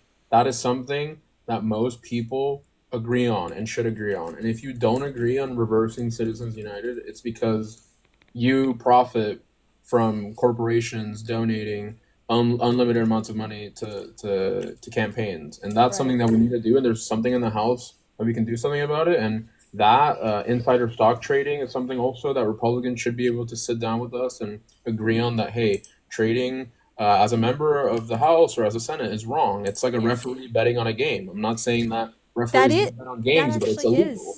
that's what Scott is something that he's pursuing at the Fed, is like insider trading of people in the Fed. So like I understand how that could appeal to them. I was gonna say like I think with MAGA, not wealthy people, but MAGA Republicans who are poor and voted against their own best interests, I really do think that like part of the key strategy going forward and having a unified message to convert people is that it's the billionaires versus the rest of us. It's the rich versus the rest of us. It's the pigs versus the people, or we need to give the people a raise and down with, defund the billionaires. Like slogans like that are what I want to see more of.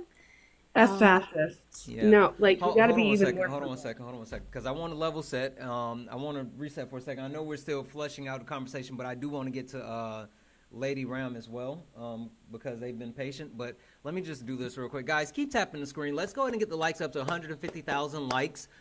Let's get the shares up as well. Let's get the shares up to 250 shares. Also, guys, Cash App, PayPal, Venmo, all of my pay links are in the link tree in the bio. Santana Speaks 24. Santana Speaks 24 is the best way to support Mutual Aid Week. Guys, as you can see on the screen, it says Mutual Aid Week. What is actually happening is every third week of the month here on Late Nights with Santana, we are going to actually support someone in or outside of our community who needs help with mutual aid. So in our Discord, for all of the new subscribers, get in the Discord. If you are not a subscriber, please consider subscribing. You get access to an amazing Discord, fast pass to the panel, really cool emotes. But within our Discord, we have a mutual aid channel. So if you are in the Discord and you need help, you always have the ability to post in the mutual aid channel. And as a community, we can see what we can do to actually help you. But what we're doing is every third week of the month, we are grabbing someone from the mutual aid channel, or I know some people don't have the ability to subscribe. They might not be able to afford it, whatever the case may be. There is a link tree in my bio that has our mutual aid email.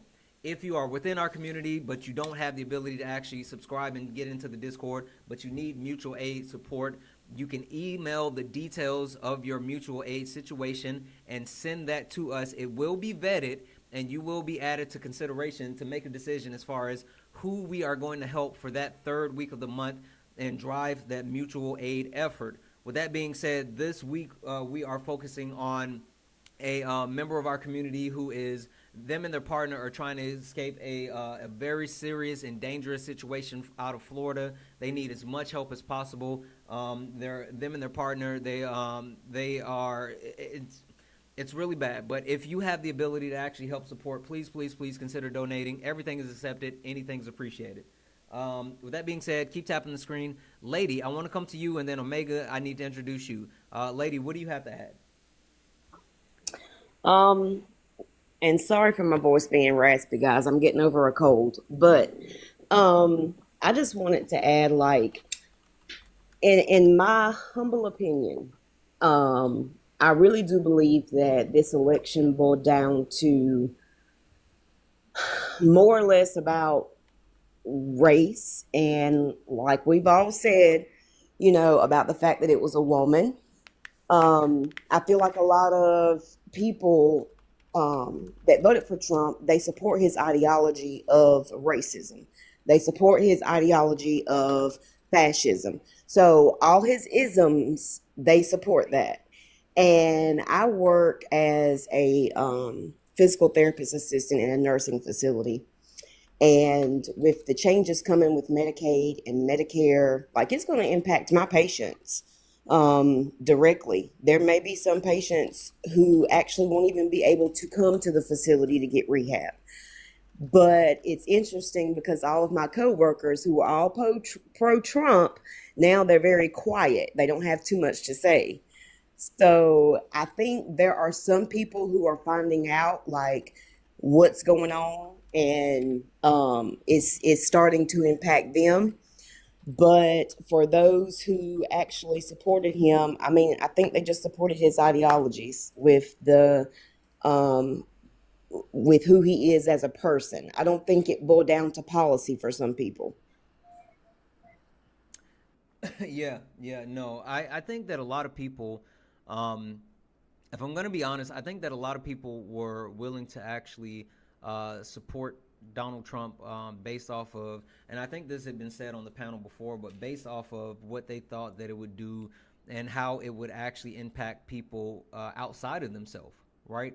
Um, and so it ended up being a situation where a lot of people now are seeing directly how uh, Donald Trump's policies and the things that they're implementing are impacting them directly. And there's a lot of people who are sitting back and saying, "Well, I didn't think that was going to happen to me," or "I didn't." I've seen a lot of situation where Doge is going around and they're eliminating all these federal jobs, and you have people like, "Well, I voted for Trump. I'm a Trump supporter. Why am I losing my job?" It doesn't matter that you quote unquote voted for Trump. Like it's a concerted effort to actually eliminate certain people, and it's not a left versus right thing. It's an up versus down thing. But with that being said, Omega. Oh, I'm sorry. Go ahead, lady. No, I was just going to say, yeah, I totally agree because I felt like this was more about morally. This had nothing to do with Republican, Democrat, or it shouldn't have had because they both, showed you who they are. Morally, Trump is just not the person. Yep. Yep. Absolutely. Absolutely. Perfect. Perfect. Omega, how are you this evening? Hey, bro, how you doing? Good. Good. Good.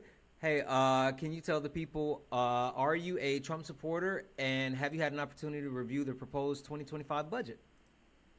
Oh, hell no.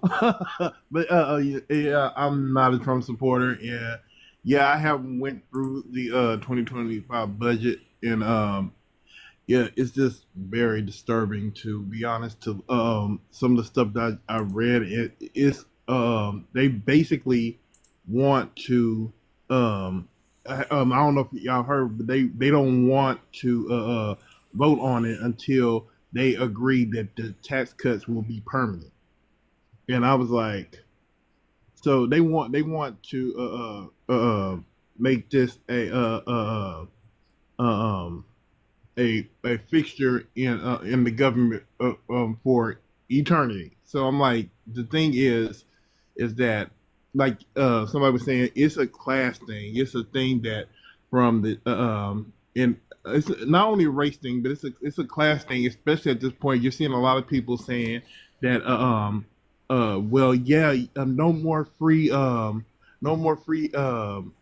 government assistance, but a lot of the people that use government assistance are in red states. I mean, you don't understand that not only will we be affected, you will be affected. And I don't understand the mentality of Trump supporters when they say we won. No, we none of us won at this point because everybody's being affected. Mm-hmm. And like my downstairs neighbor, the one I told you about that that lives in my condo, he's realizing that some of his family members are going to be affected by his decision to vote for Trump. And I'm like, even though it hasn't affected him, it's now caused inner turmoil in his family because they've realized that the lepers are now eating their face. The And I'm lepers are like, eating their face. face. I mean, you can't make this kind of stuff up. It's like, um, the provisions and the rights and the freedoms that we've all shared are now evaporating because of this chaos agent that has we have allowed to take place in our government. But like I said, and me and you talked about this before, that Democrats are horrible at messaging. I mean, and y'all were talking about it earlier. They're horrible at messaging. I don't know how we can get it back on track, but I think everybody needs to take a play from Jasmine Crockett's playbook. I mean, like, she knows how to deliver a message without seeming like she's talking over people, or talking below them as well. And I think like a lot of people need to get a more Jasmine Crockett mindset in the Democrats do, most definitely. Yeah, no, listen, you're absolutely right. I think there is definitely an instance where, again, I think it's more so that there needs to be an embrace of the quote unquote youth movement within the Democratic Party, because you do see younger people who have a voice, but those voices aren't being elevated. Whether you talk about Jasmine Crockett or AOC or Maxwell Frost or just an actual younger youth movement, you still have people like Chuck Schumer, Nancy Pelosi, even Barack Obama, who are older and they have a complete grip on the party. And the funny thing about the Republican Party, right, is you take a look at Donald Trump, and we understand his age, right? But if you take a look at how they're building out the rest of the people around them, they're trying to make sure that they have a younger group of people within the Republican Party, whether you talk about J.D. Vance, whether you talk about, what's the press secretary? Is it Kayleigh McEnany? Carolyn Levitt. Yes. That woman I hate so much. Exactly.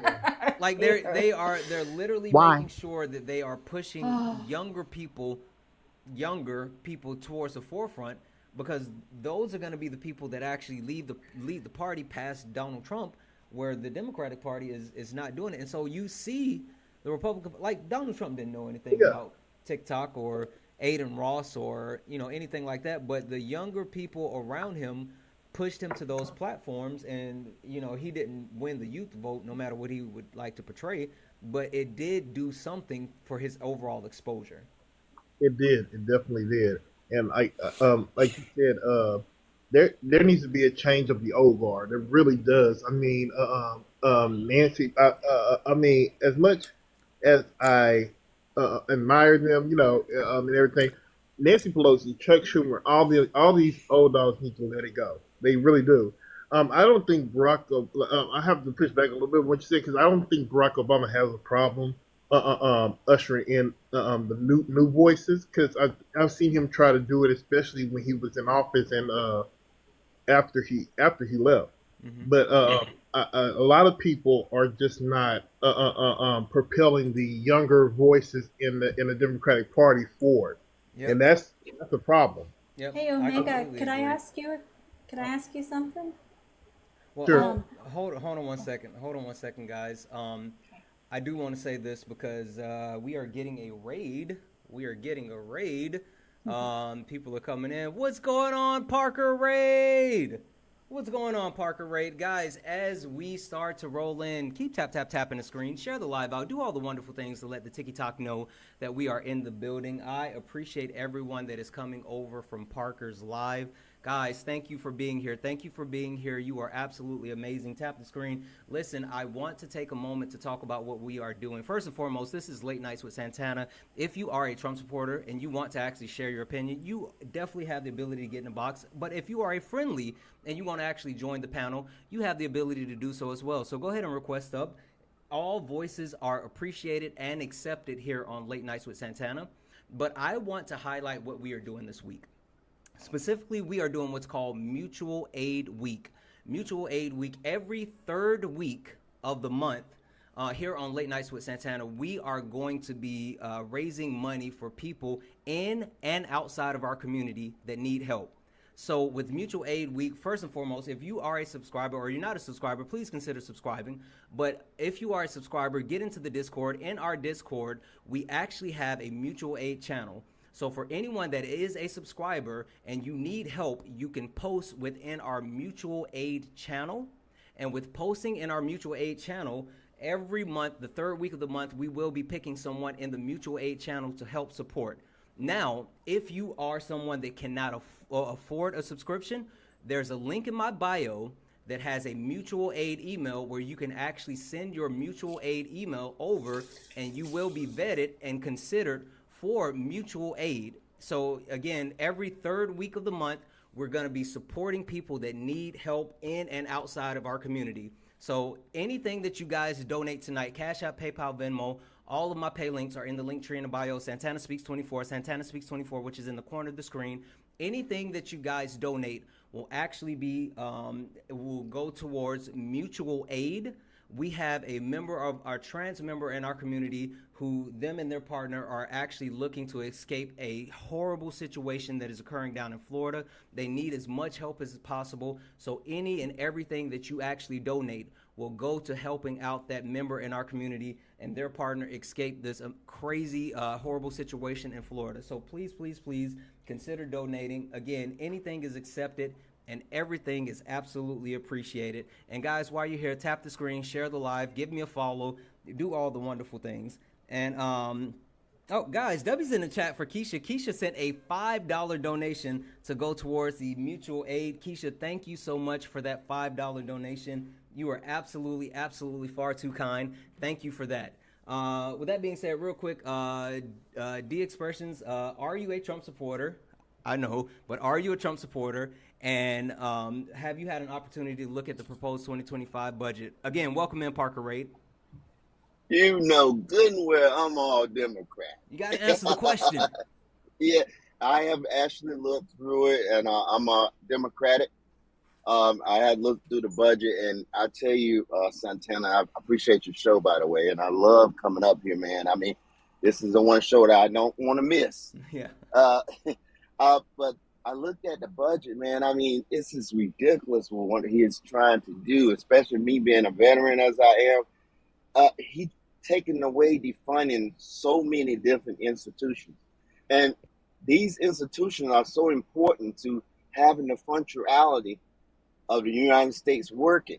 You don't want to defund these. You don't want to cut back on these. Everything is organized to have a machine that runs. I can tell you, I've been through a lot of situations, and every aspect of that function works to something else.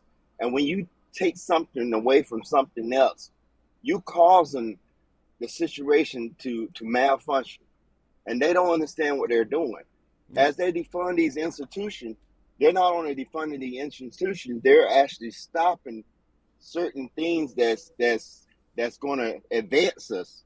It's going to make us better more in the future. Yeah, they're not helping the situation. They're making the situation more difficult. They're making the situation they're making the situation more detachable. It's going to get worse. It's not going to get better. Absolutely. And I think that there is a lack of understanding when that comes in, right? Because I think that a lot of people believe for some reason that they have this idea of, oh, you know, it's the deep state, it's big government, and we need to dismantle the government, not understanding that they are completely dismantling certain aspects of the government that keep us safe, that protect us, and also take care of so many different things. And I think there's just a actual lack of understanding when that comes in. Let me read these off real quick, guys. W's in the chat for Daisy. Daisy sent a $5 donation for mutual aid. W's in the chat for Zoe. Zoe sent a $10 donation for mutual aid. W's in the chat for Shelby. Shelby sent a $3 donation, said, we are in this together. You are absolutely right, and you are far too kind. And also, guys, W's in the chat for Keisha, who sent a $5 donation towards mutual aid. Guys, thank you so much for all of your generosity and your kindness. And again, just a reminder, Cash App, PayPal, Venmo, all of my pay links are in the link tree in the bio. Santana Speaks 24 is the best way to help support Mutual Aid Week. Guys, we have to take care of each other. Listen, this week we're helping out another member of our community, but one day it might actually be you. So if you have an opportunity to donate, please, please, please consider donating. Real quick, Beamer, how are you? I'm good. How are you? Wonderful, wonderful. Beamer, are you a Trump supporter, and have you had an opportunity to review the proposed 2025 budget? Yes, I am a Trump supporter. I have not reviewed that though, but I have a few disagreements on a few things that I'd like to go over. Sure, the floor is yours, my friend. Okay, so I believe. Oh. That was funny. That was fun. You gotta believe it. Oh, okay. Sounds like they were yeeted. That's a cute Santana. Yeah. Diamond, how are you, my friend? Diamond, are you there? Diamond, I'm going to send you a request to come off mute. W's in the chat for Priscilla. Priscilla sent a $10 donation for mutual aid. Priscilla, you are absolutely, absolutely so kind. Thank you so much. Oh, Lauren, guys, W's in the chat for Lauren. Lauren sent a $30 donation for mutual aid saying, love my trans friends. Lauren, you are so kind. Thank you so much for that $30 donation. Thank you, thank you, thank you. Guys, Cash App, PayPal, Venmo. All the pay links are in the bio. Guys, W's in the chat for Haley. Haley sent a $20 donation for mutual aid saying, coming from a past Trump supporter who is baffled I ever defended that man. I am so grateful y'all help educate myself. Listen, I am really happy to say that or hear that you actually, found a different way, but also understand that, that the Republican Party and the actual MAGA Party is definitely not the way that we want to actually go about doing things. Let's pass this back around because I know we had two people that were trying to come in. I want to come back. User, are you still there? Because I saw you say something. You had some additional questions when it came to the actual proposed budget, and I want to make sure that I got to you. That's the part I'm kind of afraid of. What specifically is in it? And I know I shouldn't be asking this question because I am a veteran.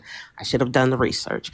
But what specifically, if you look at the budget that they have proposed, how much money? I need to know what's the bottom line and what we have to sacrifice for it. Yeah. So when you take a look at the budget, you have to look at a breakdown. There's multiple factors. As far as what is actually being cut.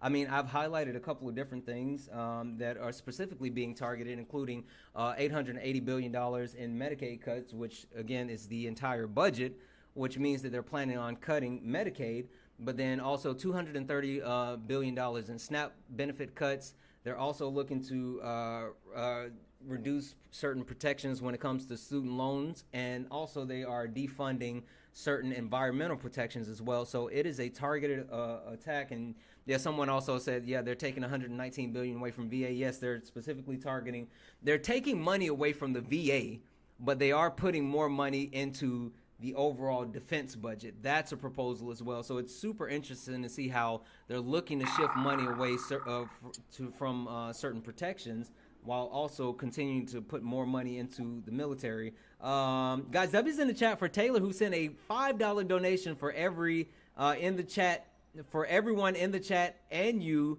are beautiful and valid. Thank you so much, Taylor, for that $5 donation. And guys, W's in the chat for Deborah, who sent a $15 donation saying, with love from Canada. Listen, Deborah, we love our Canadian neighbors to the north. No matter what Trump says, we love you guys. We value you guys. Thank you for being here. And thank you for that $15 donation that will go towards mutual aid. And guys, W's in the chat for Lexi, who sent a $3 donation saying, sending love for unity plus the trans community. Lexi, you are so kind. Thank you so much for that $3 donation. Guys, again, Cash App, PayPal, Venmo, all the pay links are in the link tree in the bio. Santana Speaks 24 is the best way to help support Mutual Aid Week. Again, if anyone does not know, we are doing Mutual Aid Week to help support one of our community members who is them and their partner are trying to escape a horrible situation that occurred in Florida. And so we're trying to do any and everything we can to protect the people within our community. So please, if you have an opportunity and you could donate, please donate. So user, I know I said a lot and I kind of bounced around with that end part, but what are your thoughts?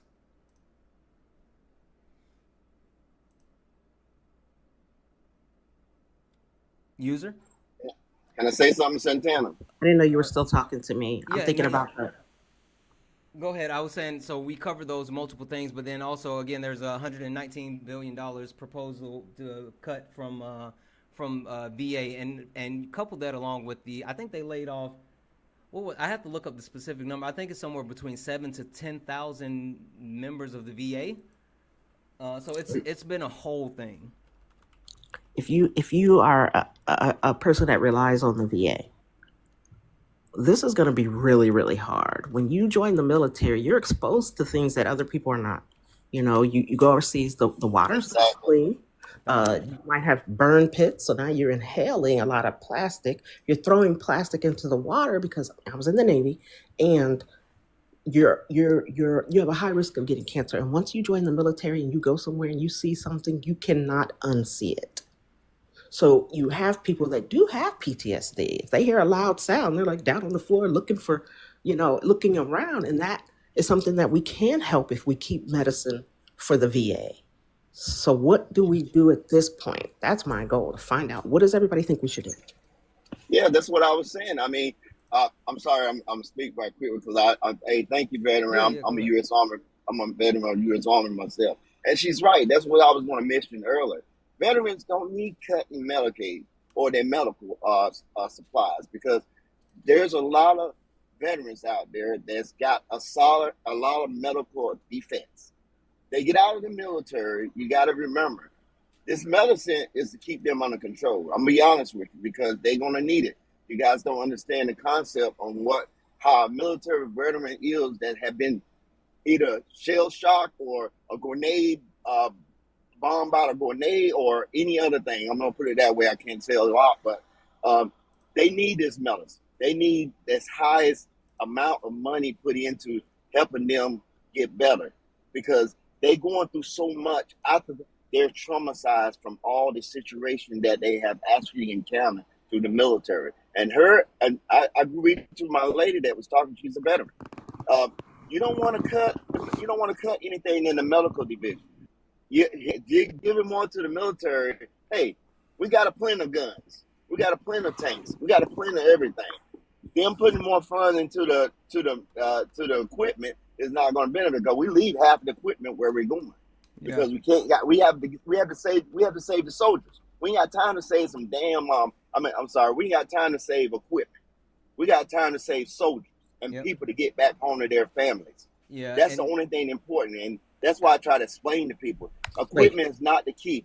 Yeah, absolutely. Some of y'all got and so what I'll say is I think that a lot of people it's funny that they don't understand that, and even more so you have certain Trump supporters who take a stance as like, oh, they were using, well, the reason why we don't want to support efforts in Ukraine or whatever is because we have homeless veterans here and we need to be taking care of our veterans and blah blah blah blah blah.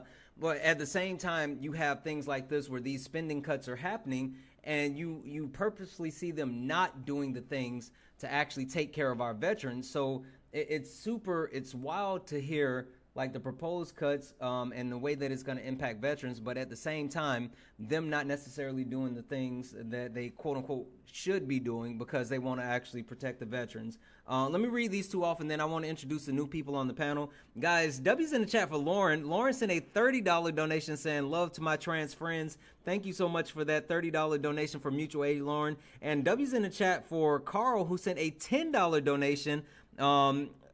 A $10 donation for the mutual aid. Carl, thank you so much for that $10 donation. You are absolutely, absolutely far too kind. Guys, just a reminder, Cash App, PayPal, Venmo, all of my pay links are in the link tree in the bio. Santana Speaks 24. Santana Speaks 24 is the best way to support Mutual Aid Week. We are raising money to help support one of our community members who is in danger, and they're trying to flee a dangerous situation in Florida. So if you possibly could donate, please consider donating. Cash App, PayPal, Venmo, everything is accepted. Anything is appreciated. Let's do this real quick. Rain and Rusty, how are you this evening, my friend?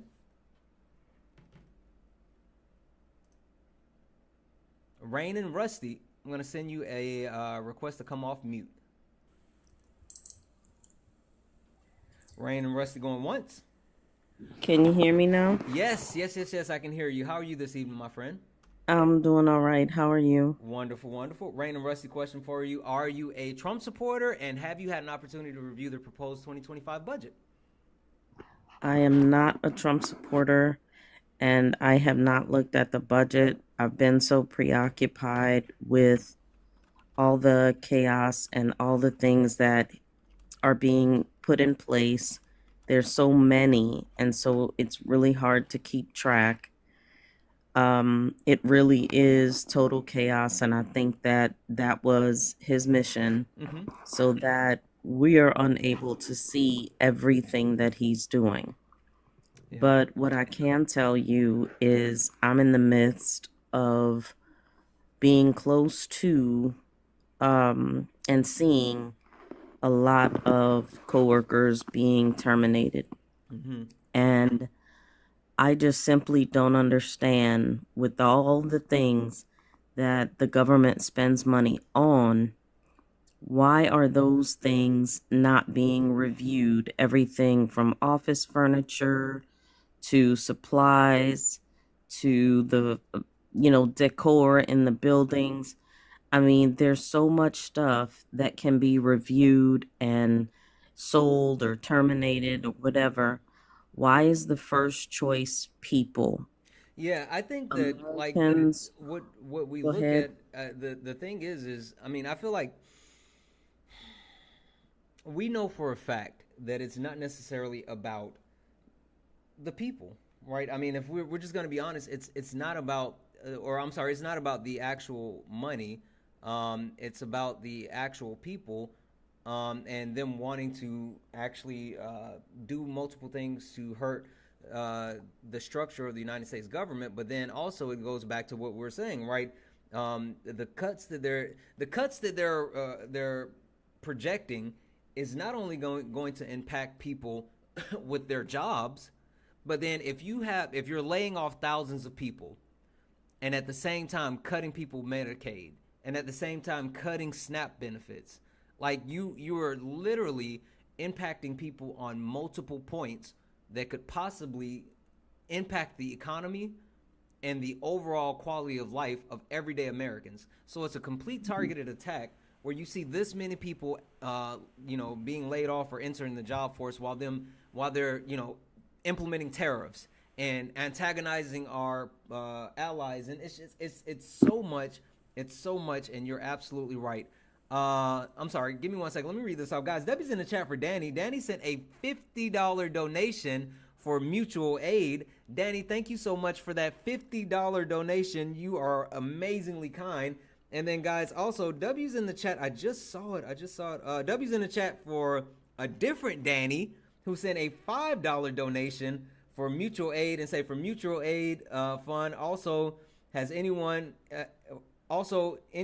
anyone who needs, I'm a little confused what you're trying to say here. Who needs a red or migrant rights card, but can't make them, I will mail them to them for free. We have to stick together. Oh, okay. I'm not sure what that is, but yeah, guys. If you need a red or migrant rights card, Danny is actually mailing those out. Danny, can you drop? Oh, okay. Yeah. Thank you for that. Thank you for that, Danny. And also, guys, W's in the chat. Let me update this. Guys. Holy smokes. Massive W's in the chat for Michelle. Michelle sent a $100 donation saying, I am a fierce mama bear for my trans son. We're moving home next week for safety reasons. Please give this donation to Florida trans individuals for relocation expenses. As an ally and a mom, it is imperative that we support and uplift the trans community in any way we can during this time.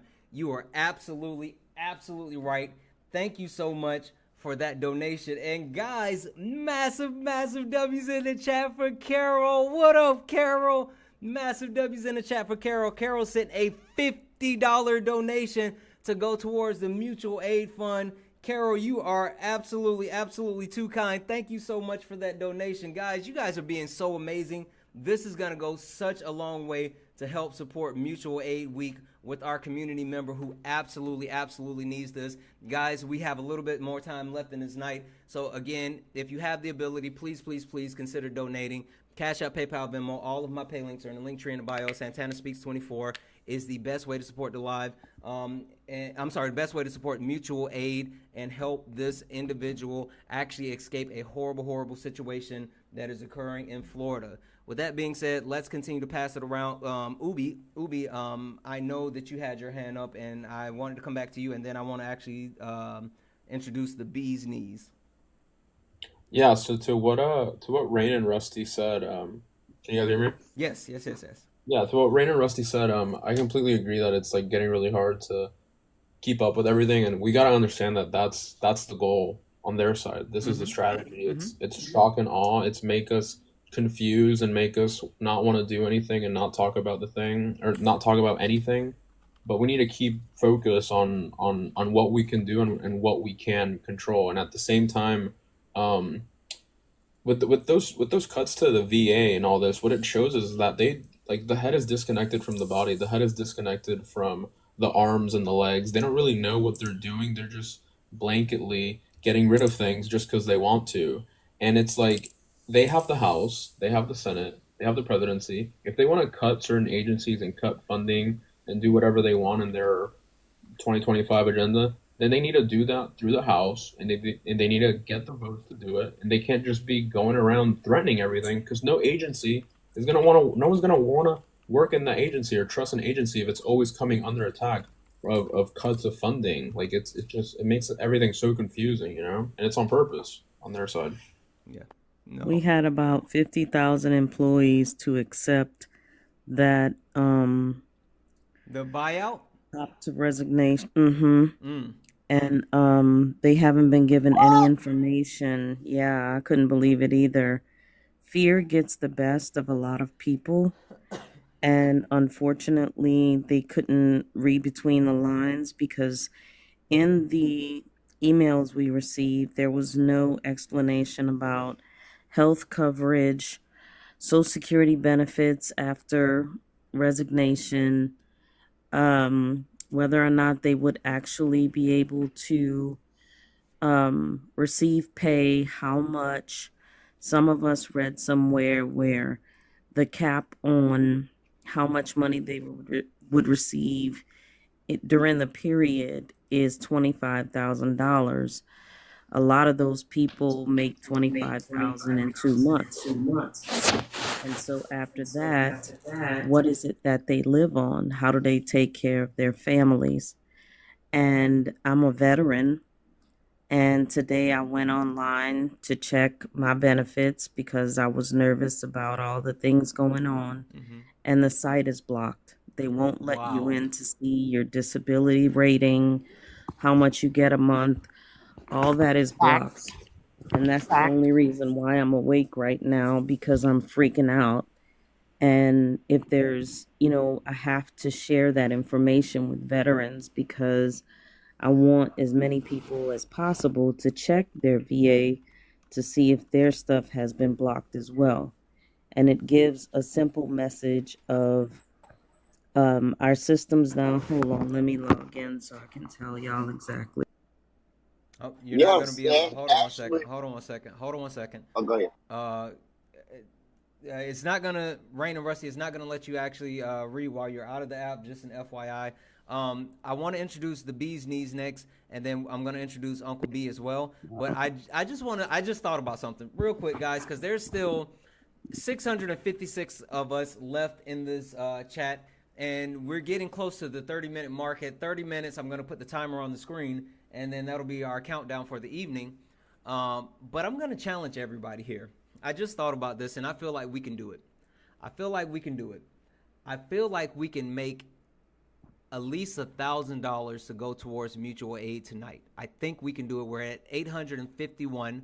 All we need is another $149 total to make $1,000 to go towards mutual aid, and this would be such an amazing feat in one night to actually help support a member of our community who really needs this, because again, they're trying to escape an absolutely horrible situation in Florida. And so again, all we need is 149 people to send $1, and we can hit that $1,000 mark, at least for this evening, for mutual aid. So I'm going to challenge the chat. I'm going to challenge everyone here. If you have it, please, please, please consider donating. I've said this a million times. We're going to be doing this every third week of the month. We're going to be picking someone inside and outside of or in or out of our community to help every third week of the month with mutual aid. And guys, you never know. It's not you this week, but it might be you next week. You might actually be someone that needs help in the future. So please, please, please, if you have the ability, please consider donating, because again, everything is accepted. Anything is appreciated. And there's Antonio adding $20 to the mutual aid goal. W's in the chat for Antonio for the $20. Oh, I shouldn't have said. W's in the chat for Antonio for the $20. W's in the chat for Carol for the $100. W's in the chat for Alexis for the $1. Let's go back here. Holy smokes! I gotta keep up. Hold on. I gotta keep up. Hold on one second. W's in the chat for Alexis, who added $1 to the nightly donation. W's in the chat for Sophie, who sent $11 towards the nightly donation, saying love from Canada. Thank you so much for that donation. So we are now up to $934. So guys, just like that, we are even closer to breaking $1,000 for the nightly donation to go towards the mutual aid. So again, guys, if we can get over $1,000 in one night, that would be absolutely insane, and it would mean so much to our community member that we are trying to help. So if you can donate, please consider it. Cash App, PayPal, Venmo, all the pay links are in the link tree in the bio. Santana Speaks 24. With that being said, the bee's knees. The bee's knees, how are you? Hey, how you doing, Santana? Wonderful. The bee's knees, are you a Trump supporter, and have you had an opportunity to actually review the proposed 2025 budget? Yes, I have reviewed the budget. I would say I'm a Trump supporter. I lean more Republican than Democrat, but I do see both sides so I would say I'm split, but I lean a little bit more Republican. Speaking of, I'm also a vet, so it's crazy that we have a lot of vets in here. I looked into because I also have disability, and I was looking into the VA budget cuts. And I'm gonna try to speak quick because I know you have other people in the box. No, you're good, my friend. You've been patient. So thank you. I want to bring up the budget cuts for VA, and then I want to bring up also active duty military personnel, their budget as well. But real quick, I think they received in 2013 $130 billion for VA, and in 2013 VA was running a lot better than it is of last year. And last year they received $550 billion for the VA, and it's also the big word is projected, because I was reading up on it, and I'm like, that's absolutely absurd that they want to cut that much. It's just projected from what I've seen, and I wouldn't say it's a big deal. And I think it's just Doge. Like, that's one thing I don't like. I think it's pronounced Doge, right? Doge, yep. Yeah, I think that's the thing with like Elon, especially. That's what I don't like about it, because I think it's a scare tactic, and he's trying to show power when he doesn't have any power to do any budget cuts at all, because he's not Congress. He can't sign anything, and then even Donald Trump doesn't even have the administration power to make Doge able to cut anything. Also, my vets in here in the boxes, I also want to tell you, I did call my VA hotline. They said that the website's down, so I wouldn't worry too much about that. They said it should be up tomorrow by like 8 a.m. wherever you guys are. And then for active duty Army, I don't know if you've heard recently, but they're also trying to, Doge is doing their weird thing where they're looking at all the financials. And it was $151 million wasted for BAS, which is basic allowance for subsistence. And that's how the active duty military people eat their food at the DFAC. It's $430, I believe, that gets taken out of their paycheck, and basically half of their paycheck that was taken out got wasted.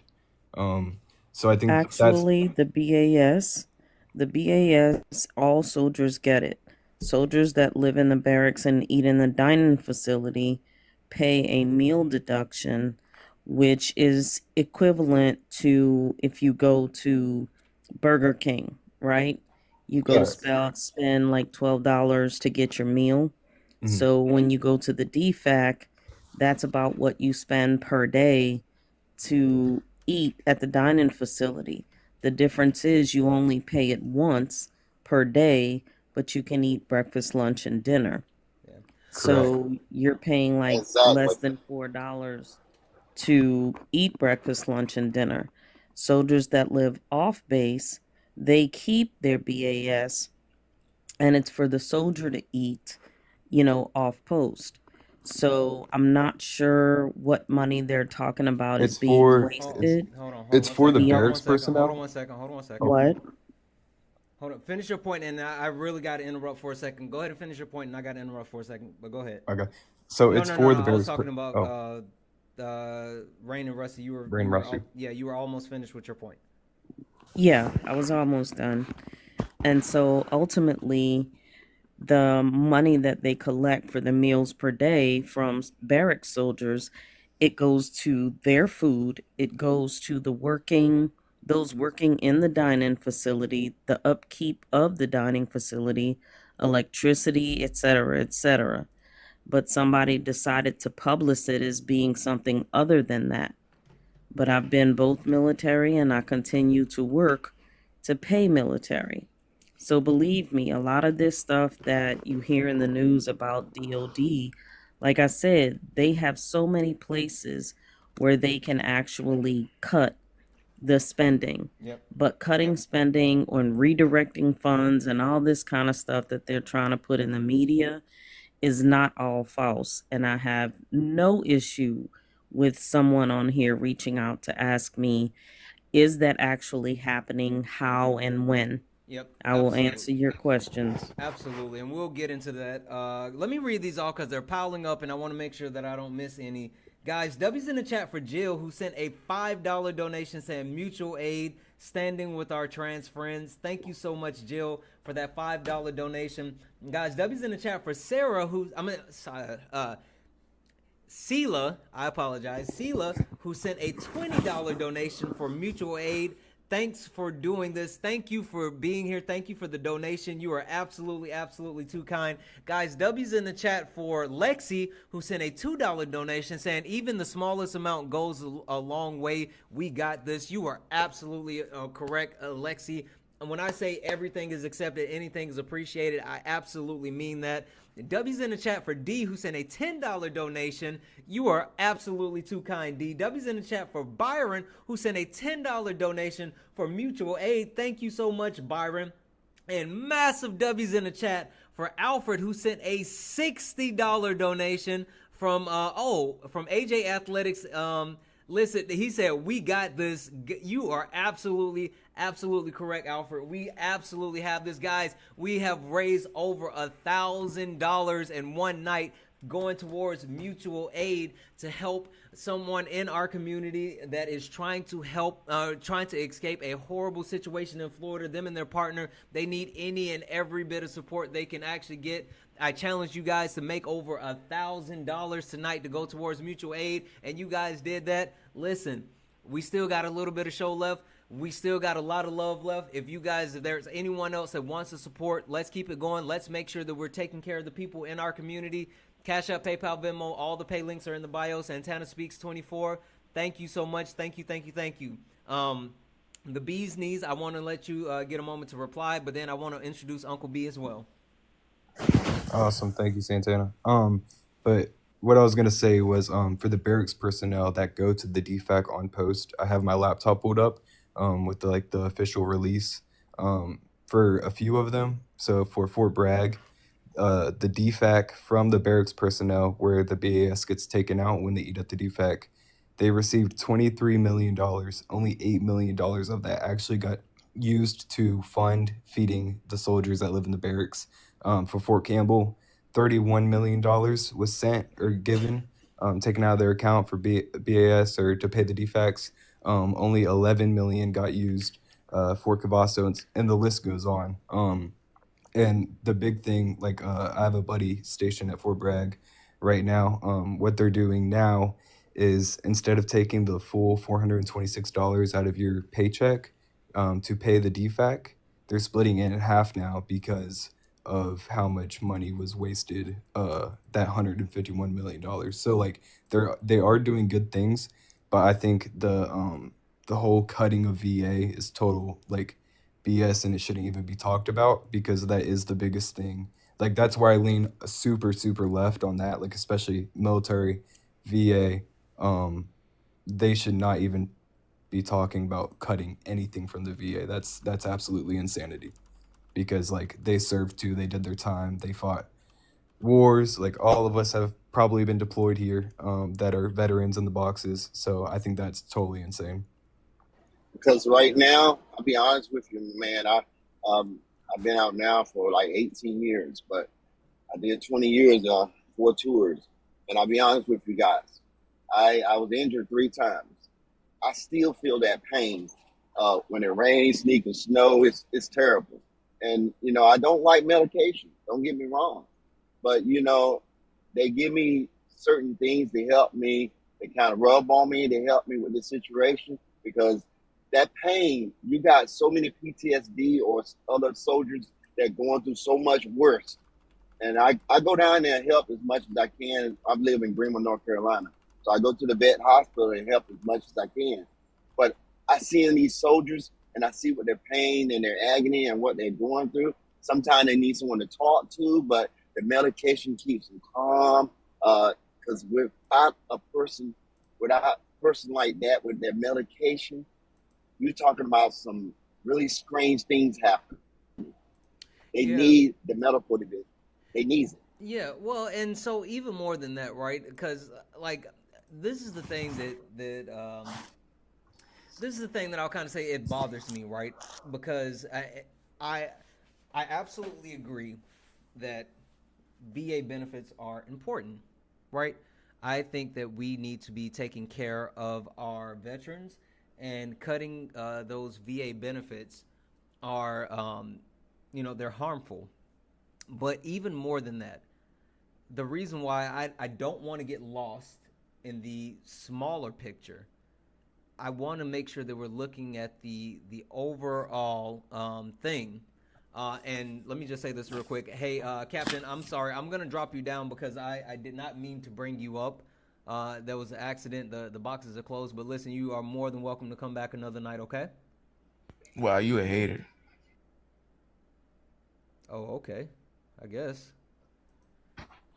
Anyway, like I said, I don't want to get bogged down in the just the smaller picture, because when you take a look at like how many veterans are impacted by Medicaid, when you take a look at how many veterans are impacted by SNAP benefits, when you take a look at the reductions in student loan protections, and you talk about the 90-10 loop, like this is the point that I keep trying to get across to everybody. And Uncle B, I'm going to come to you. I want to introduce you next, but I want everybody to just kind of think about this. It's a targeted effort across the board with multiple things, right? And so everything that's happening, it all works together. And like one of these things happening at one time is bad, but all of them happening at the same time, what is this going to do to our country?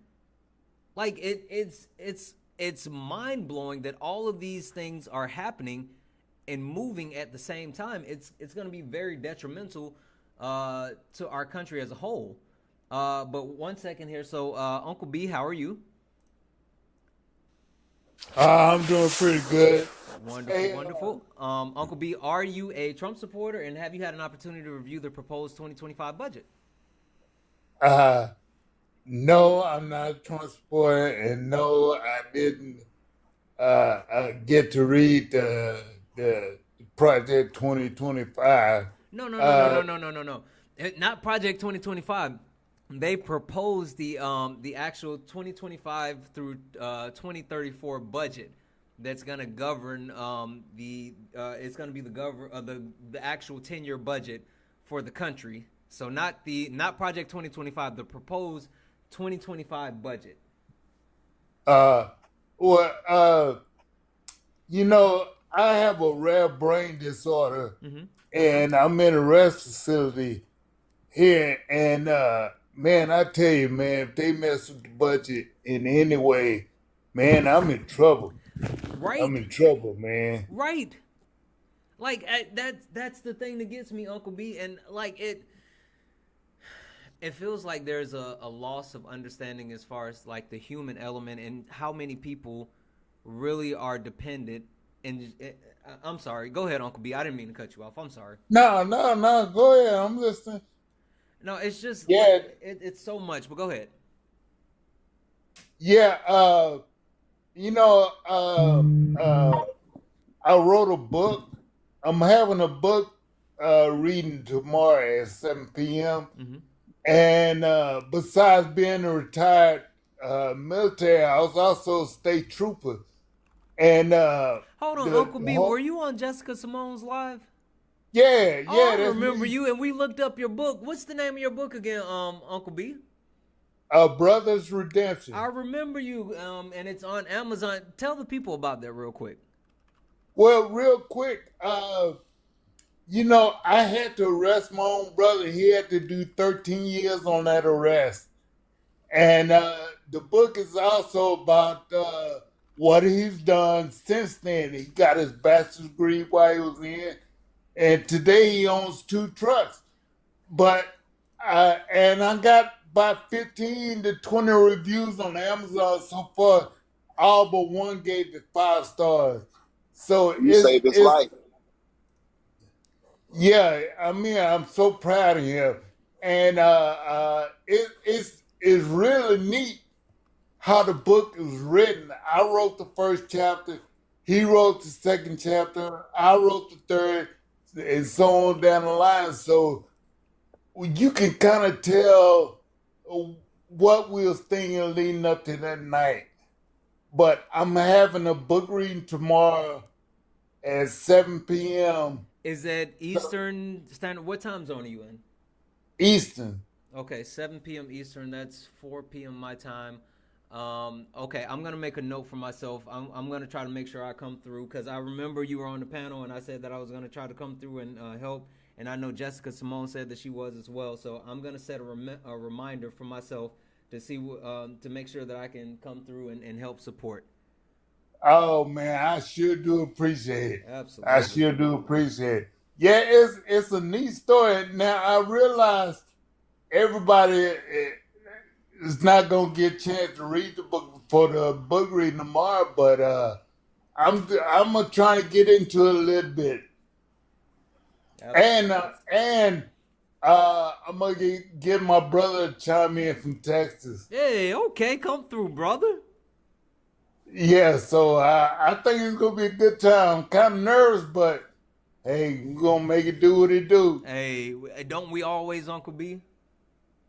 Right. All right. Well, I'm gonna set myself a reminder so I can remember to actually to actually come through because I definitely want to support you. Oh man, I sure do appreciate it. Absolutely. All right, y'all. All right, Uncle B. I'll check y'all later. All right, thank you so much. You have a good one. Guys, W's in the chat for Uncle B. W's in the chat for Uncle B. Thank you. Listen, I'm glad that he came up here because anybody that knows me knows that I don't have the best memory because a million things are happening at a million times. But I am so happy that he actually came up here and he reminded me of that. So thank you so much for coming up. Let's see here. Let's kick it around the panel. Omega, you have not had an opportunity to speak for a while, and I want to make sure I give you the opportunity to speak. What did you want to add? Yeah, like you said, it's just crazy about how much is hitting our country at this time. You know, the thing is that this is the way he wants it, where he can get it all up front and then throw it into the lap of the Democrats. I mean, it's the that throw your rock and hide your hands kind of thing that he's got going on right now. But the fact is that we if you like you were saying one time that if you overwhelm yourself with everything that's going on, you won't be able to catch the real nuggets that are coming down. And you never will. Yeah, I mean, so I would just advise everybody not to overload yourself with the with everything that's going on, and just take it one bit at a time. But one thing I do want to sound off on is that these government, these people that are being released, federal workers. This is the guy that doesn't even pay his own employees. You know what I'm saying? So and they were expecting to be paid. Bro, listen, never mind. Go ahead. You got it. You got it. no, I'm just you know what I'm I going know to, exactly bro. where you going. I mean, this is the guy that doesn't pay his own employees. So, like Democrats are trying to tell them, don't do this buyout because he doesn't pay his own employees. So, how do you expect for him to pay you? This is the guy that's also, he has no loyalty to anybody. Did you hear about what he did to the Kennedy library? Yeah, we had a guy on last night who was like, "Oh, I'm glad that they're shutting that down," and I was like, "You gang banging on libraries?" And I didn't realize it was like the JFK Museum. But yeah, like that's wild. I mean, this is Robert Kennedy's dad's legacy, and Donald Trump is shitting all over it. Sorry, my words. Language. I was just about to I'm say. sorry, but he's crapping all over. Okay, he is. He's running them up, and for you to sit by and let this man tarnish your family's legacy says a lot about your character. Yeah. But it says a lot about a lot of the people in the Republican character that they're sitting by and willingly letting this man dismantle our government brick by brick. And, the things that have made this country great, they are sitting by and letting him dismantle it and kissing the ring. But I mean, like, at the end of the day, we have to stay vigilant and call in. I mean, I haven't called in to any of my legislators because and I kick myself for it, but I'm in a red state, so you feel like your voice is not going to be heard over the overwhelming amount of red people in the state. But I think it's our duty, and I say it again, it's our duty to make our voices heard. I mean, even if it's drowned out in the sea of red. Yeah. On that, I'll end my play. Yep. Listen, I think the interesting thing that I have really gotten to now, and even like listening to the bee's knees speak, and certain Trump supporters, it's starting to. I think it's starting to resonate. Which again, I hate that we are in the FO part of the equation, right? And we're all finding out together, but it's becoming a reality where people are understanding how everyone is being affected by a lot of different things, and now it's to the point where it's like, okay, we have to stand up and we have to actually fight against this, because again, it's not a left versus right situation. And for anyone to still believe that it's a left versus right situation, they don't understand what's happening. It's an up versus down situation.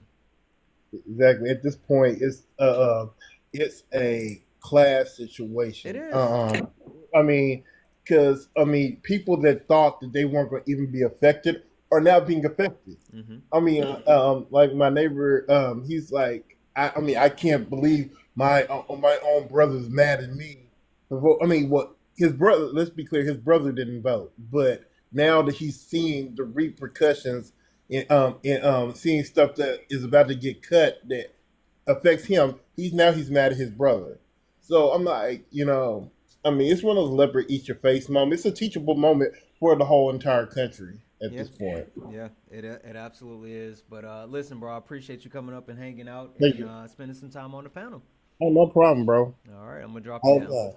All right. D Expressions, what would you like to add? Well, I just want to say this, Santana. People like these dictators that's in the White House now, to them, no one is more of a hero than they are. They get self-pity because nothing in their lives they ever done or any duty they ever done, everybody will recognize them for. So therefore, they want to take away people who actually did something good in this world. They want to take away anything that happened being good in this world, because I think they more like feel selfish to themselves that they haven't did enough good to help out anyone. So they want to feel like they're somebody. So to feel like they're somebody, they want people to think of only them. That's how dictators are. They want to take anything out of the scenario that's only distract from them. They want to be in the main picture. They want to be on focus. It's just like that guy that's in the movie. He want his 15 minutes of fame. They want you to only think about them. Yeah. And that's how they do. They defund everything. They detach everything. They destroyed everything, and then replace it with themselves, an image of themselves. Yep. So I guarantee you, in the next couple months or so, you're gonna notice how everything reflect upon them. Yeah. Everything is a statue, it's pictures, it's images in the news. Well, You see, and I'll even say this, and I listen. You know, I appreciate every time that you come up here and drop knowledge and truth. You're already seeing that as far as certain paintings that have been removed out of the White House, and how I don't know if you guys if you saw this or anyone else saw that, but you know he has this mugshot hanging in the Oval Office now as well. wow. Yeah. I didn't know that. Yep. Wow. He has his mugshot hanging in the Oval Office as well. So it's absolutely it's yeah. Anyway, I appreciate you coming up, and I appreciate you spending some time with us. I'm gonna drop you down. Always be All right. safe, man. Have a God good bless you. one. Guys, W's in the chat again for Danny. Listen, Danny, you are freaking awesome, Danny. Thank you so much for another $50 donation to go towards mutual aid. I had to double check because Danny sent, and it's spelled Dianne. So it's Danny with an E. But Danny first sent a $50 donation and sent another $50 donation for mutual aid. I had to go back and check. You are absolutely far too kind. You are absolutely so kind. Thank you so much for that $50 donation to go towards mutual aid. Thank you, thank you, thank you.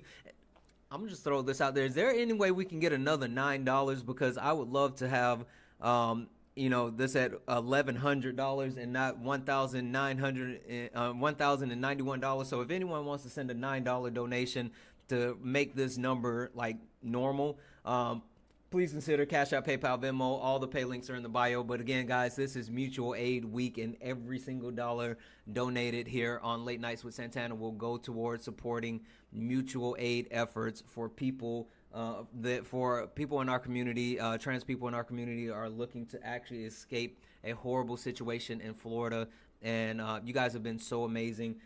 I know this is the last nights as far as Late Nights with Santana, but we do have Sparring with Santana coming up, and a portion of all funds donated with Sparring with Santana will be donated as well. So we're going to take care of our community. Every third week of the month, we are going to focus on our community. We're going to focus on each other. Let me plug this one more time because, one, if you are not a subscriber, please consider subscribing. We got 500-some people still hanging out here. And, hey, W's in the chat for Kathy, who sent that $9. I like round numbers, too. Kathy, you are absolutely, absolutely so kind. Thank you so much for that $9 and hooking us up, Kathy. W's in the chat for Kathy. Thank you for that. If you are not a subscriber, please consider subscribing. You get fast pass to join the panel with Late Nights with Santana. You get access to a bunch of really great emotes, but also you get access to a really great Discord. Our Discord, we have a lot of resources. We have a lot of community. There's a lot to our Discord, but you also get access where we have a mutual aid channel, meaning if you are someone that needs any type of support, you can drop it in our mutual aid section and we will try our best to actually help you out. So if you are not a subscriber, please consider subscribing. And if you are a subscriber and you're not in the Discord, get in the Discord. Or if you're a subscriber and you're in the Discord and you love it here, please consider sending out a subscription. But I understand that not everyone can actually afford a subscription. I understand times are tough, and especially if you're someone that needs mutual aid, we don't want to exclude you.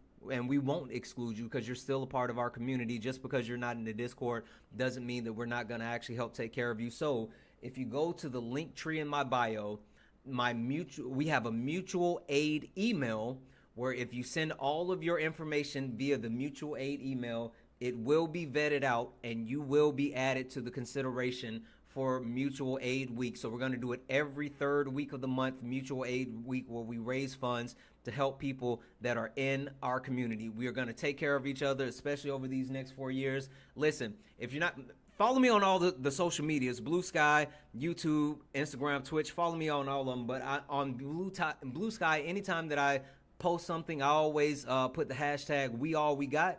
When I say that, I absolutely mean that. We're going to take care of each other no matter what. No matter if there's cuts all around the board, no matter, what happens, we're going to take care of each other, and that's what this is about. Anyway, that was my last plug for that. The bee's knees, what did you want to add? Or I'm sorry, what final words did you have, my friend? Yeah, I just wanted to say real quick, thank you for being an amazing host. Thank you. Especially whenever I said, I lean a little bit more right. There wasn't no laughing. Just super respectful. Chat was really great too. Definitely read some great things. But I will definitely say, I wouldn't say I'm more Trump, really. Like just hearing everybody talk. I wouldn't say I'm more Trump. I'm more for the people right now. And I think that we all need to have, prepare for what will come in the future with the budget. I've been But saying that. I've been saying we it also for a need to long like time. get our mindset ready, because like if we work together, all of us can persevere. Yeah. And just get past it, rebuild, I would say. And I also want to say thank you to all the veterans as well. I know this is like a really tough Thank you time, for your but- service. And I'm sorry, I didn't say thank you for all the veterans that were up here that's still here, but thank you all for your service. But I appreciate you, Santana. Thank you for being a great host. And Chad, thank you for being great people as well. Absolutely. Listen, you're welcome back anytime. Thank you for coming up and having Silver Discord and sharing actual information. So I appreciate you. Thank you, man. All right. Have a good one. I saw someone ask a question. Is the Discord link in the link tree? No. You have to be a subscriber in order to get into the Discord. So if you're not a subscriber, you can subscribe. But also, if you are a subscriber and you can't figure out how to get into the Discord, click your benefits. If you click the little star beside the the chat comment, if you click the star, it's in the benefits. It's directly linked, and you can actually get over to your benefits directly from you can get over to the Discord directly from your benefits. So there's that. User, the floor is yours. What would you like to add? I just wanted to say thank you guys for sharing information with me tonight so that I can do some research. It's time to get to it. I want you to know, if anybody has not told you today, I want to be the first one to tell you that I love you. Thank you for the information. Wait, do you love me? Absolutely. Hey, W's in the chat for user. No, thank you for coming up. I really appreciate it. You added so much to the conversation, and I really appreciate you actually pushing this entire conversation forward this evening. You've been amazing, so thank you. All right, I'm gonna drop you down, user. We're gonna drop you down, guys. W's in the chat for Dupree. Dupree sent a $1 donation towards the mutual aid goal, saying for I do what I can always. Listen, Dupree, each and every. Hey, W's in the chat for sending out that sub to Danny. Thank you so much. Not really here too. Thank you so much for sending out that actual subscription. But yeah, W's in the chat for Dupree, who sent that $1 donation. Listen, I always say anything is appreciated, everything is accepted, and I absolutely mean that. I absolutely mean that. Guys, it is t-shirt time. I am tired. I don't know if you guys can tell. There's even we came in under time this evening, right? We still got a minute 30 seconds. Yes, we're actually finishing on time. Kinda, Heather, kinda. I want to do the thing again. Guys, if you look at the screen, there is a thing that says Twitch/YouTube calling. Twitch/YouTube calling. Actually, what up, YouTube? What up, Twitch? W's in the chat for Jeremy. Jeremy, you're awesome, Jeremy. You're awesome. Jeremy sent a $9 donation because you're amazing. And you know how my mind works for to round out the mutual aid again. Thank you so much for that that donation, Jeremy. Now we have $1,110. Jeremy, you think the way I think. Thank you for that $9 donation, Jeremy. But guys, I want to do the thing again, right? the Twitch/YouTube calling. The phone number is 347-504-1042. We haven't had anyone call in this evening. But for YouTube, Twitch, if you guys are watching, which I see you watching, if you ever want to join the conversation, you can always call the number on the screen and you can actually join the conversation. But I need someone to do the outro with me.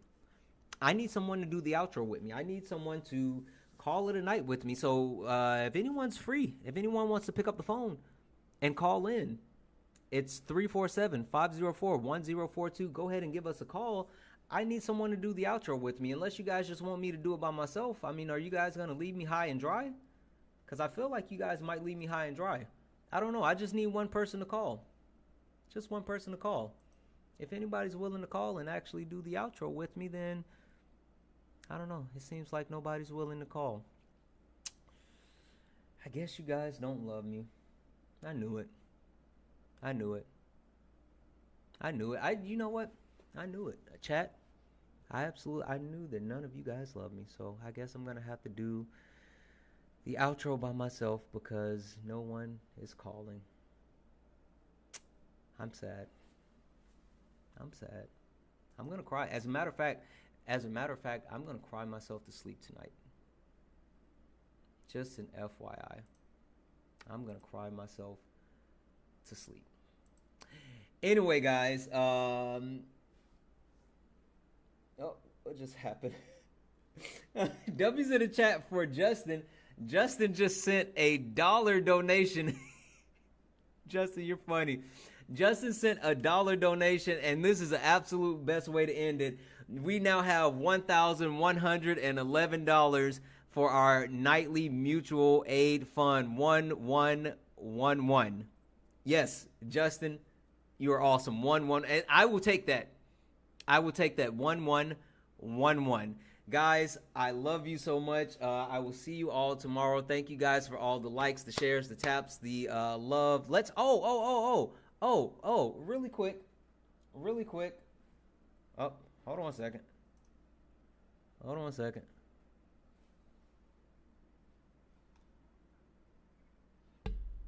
Cello. To accept, press 1. To send a voicemail, press 2.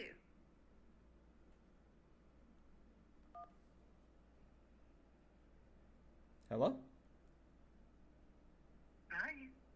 What? I don't know what happened. You're on my phone and you're not on the Google Voice. That's weird. I don't know, but I'm about to put you on the mic. All right, hold on. Let's do this. Okay, I don't know what happened, guys, but it didn't ring through. But we did have some. For some reason, it came through my. It came through my phone, and we got Kay here. Kay, say hello. Hello. Could you let these fine people? Because we actually ended on time. Yeah. We let these fine people. We let them go to bed. I will. But listen. W's in the chat for Kathy. Kathy sent another $9 for the nightly donation. Going to round it up again. So now we're at $1,120. Let's get out of here, Kay, because these people, they're one-upping each other. So thank you guys for the likes, the loves, the taps, the shares, all the wonderful things. Thank you for being here. We will see you all tomorrow. And Kay, as always, peace.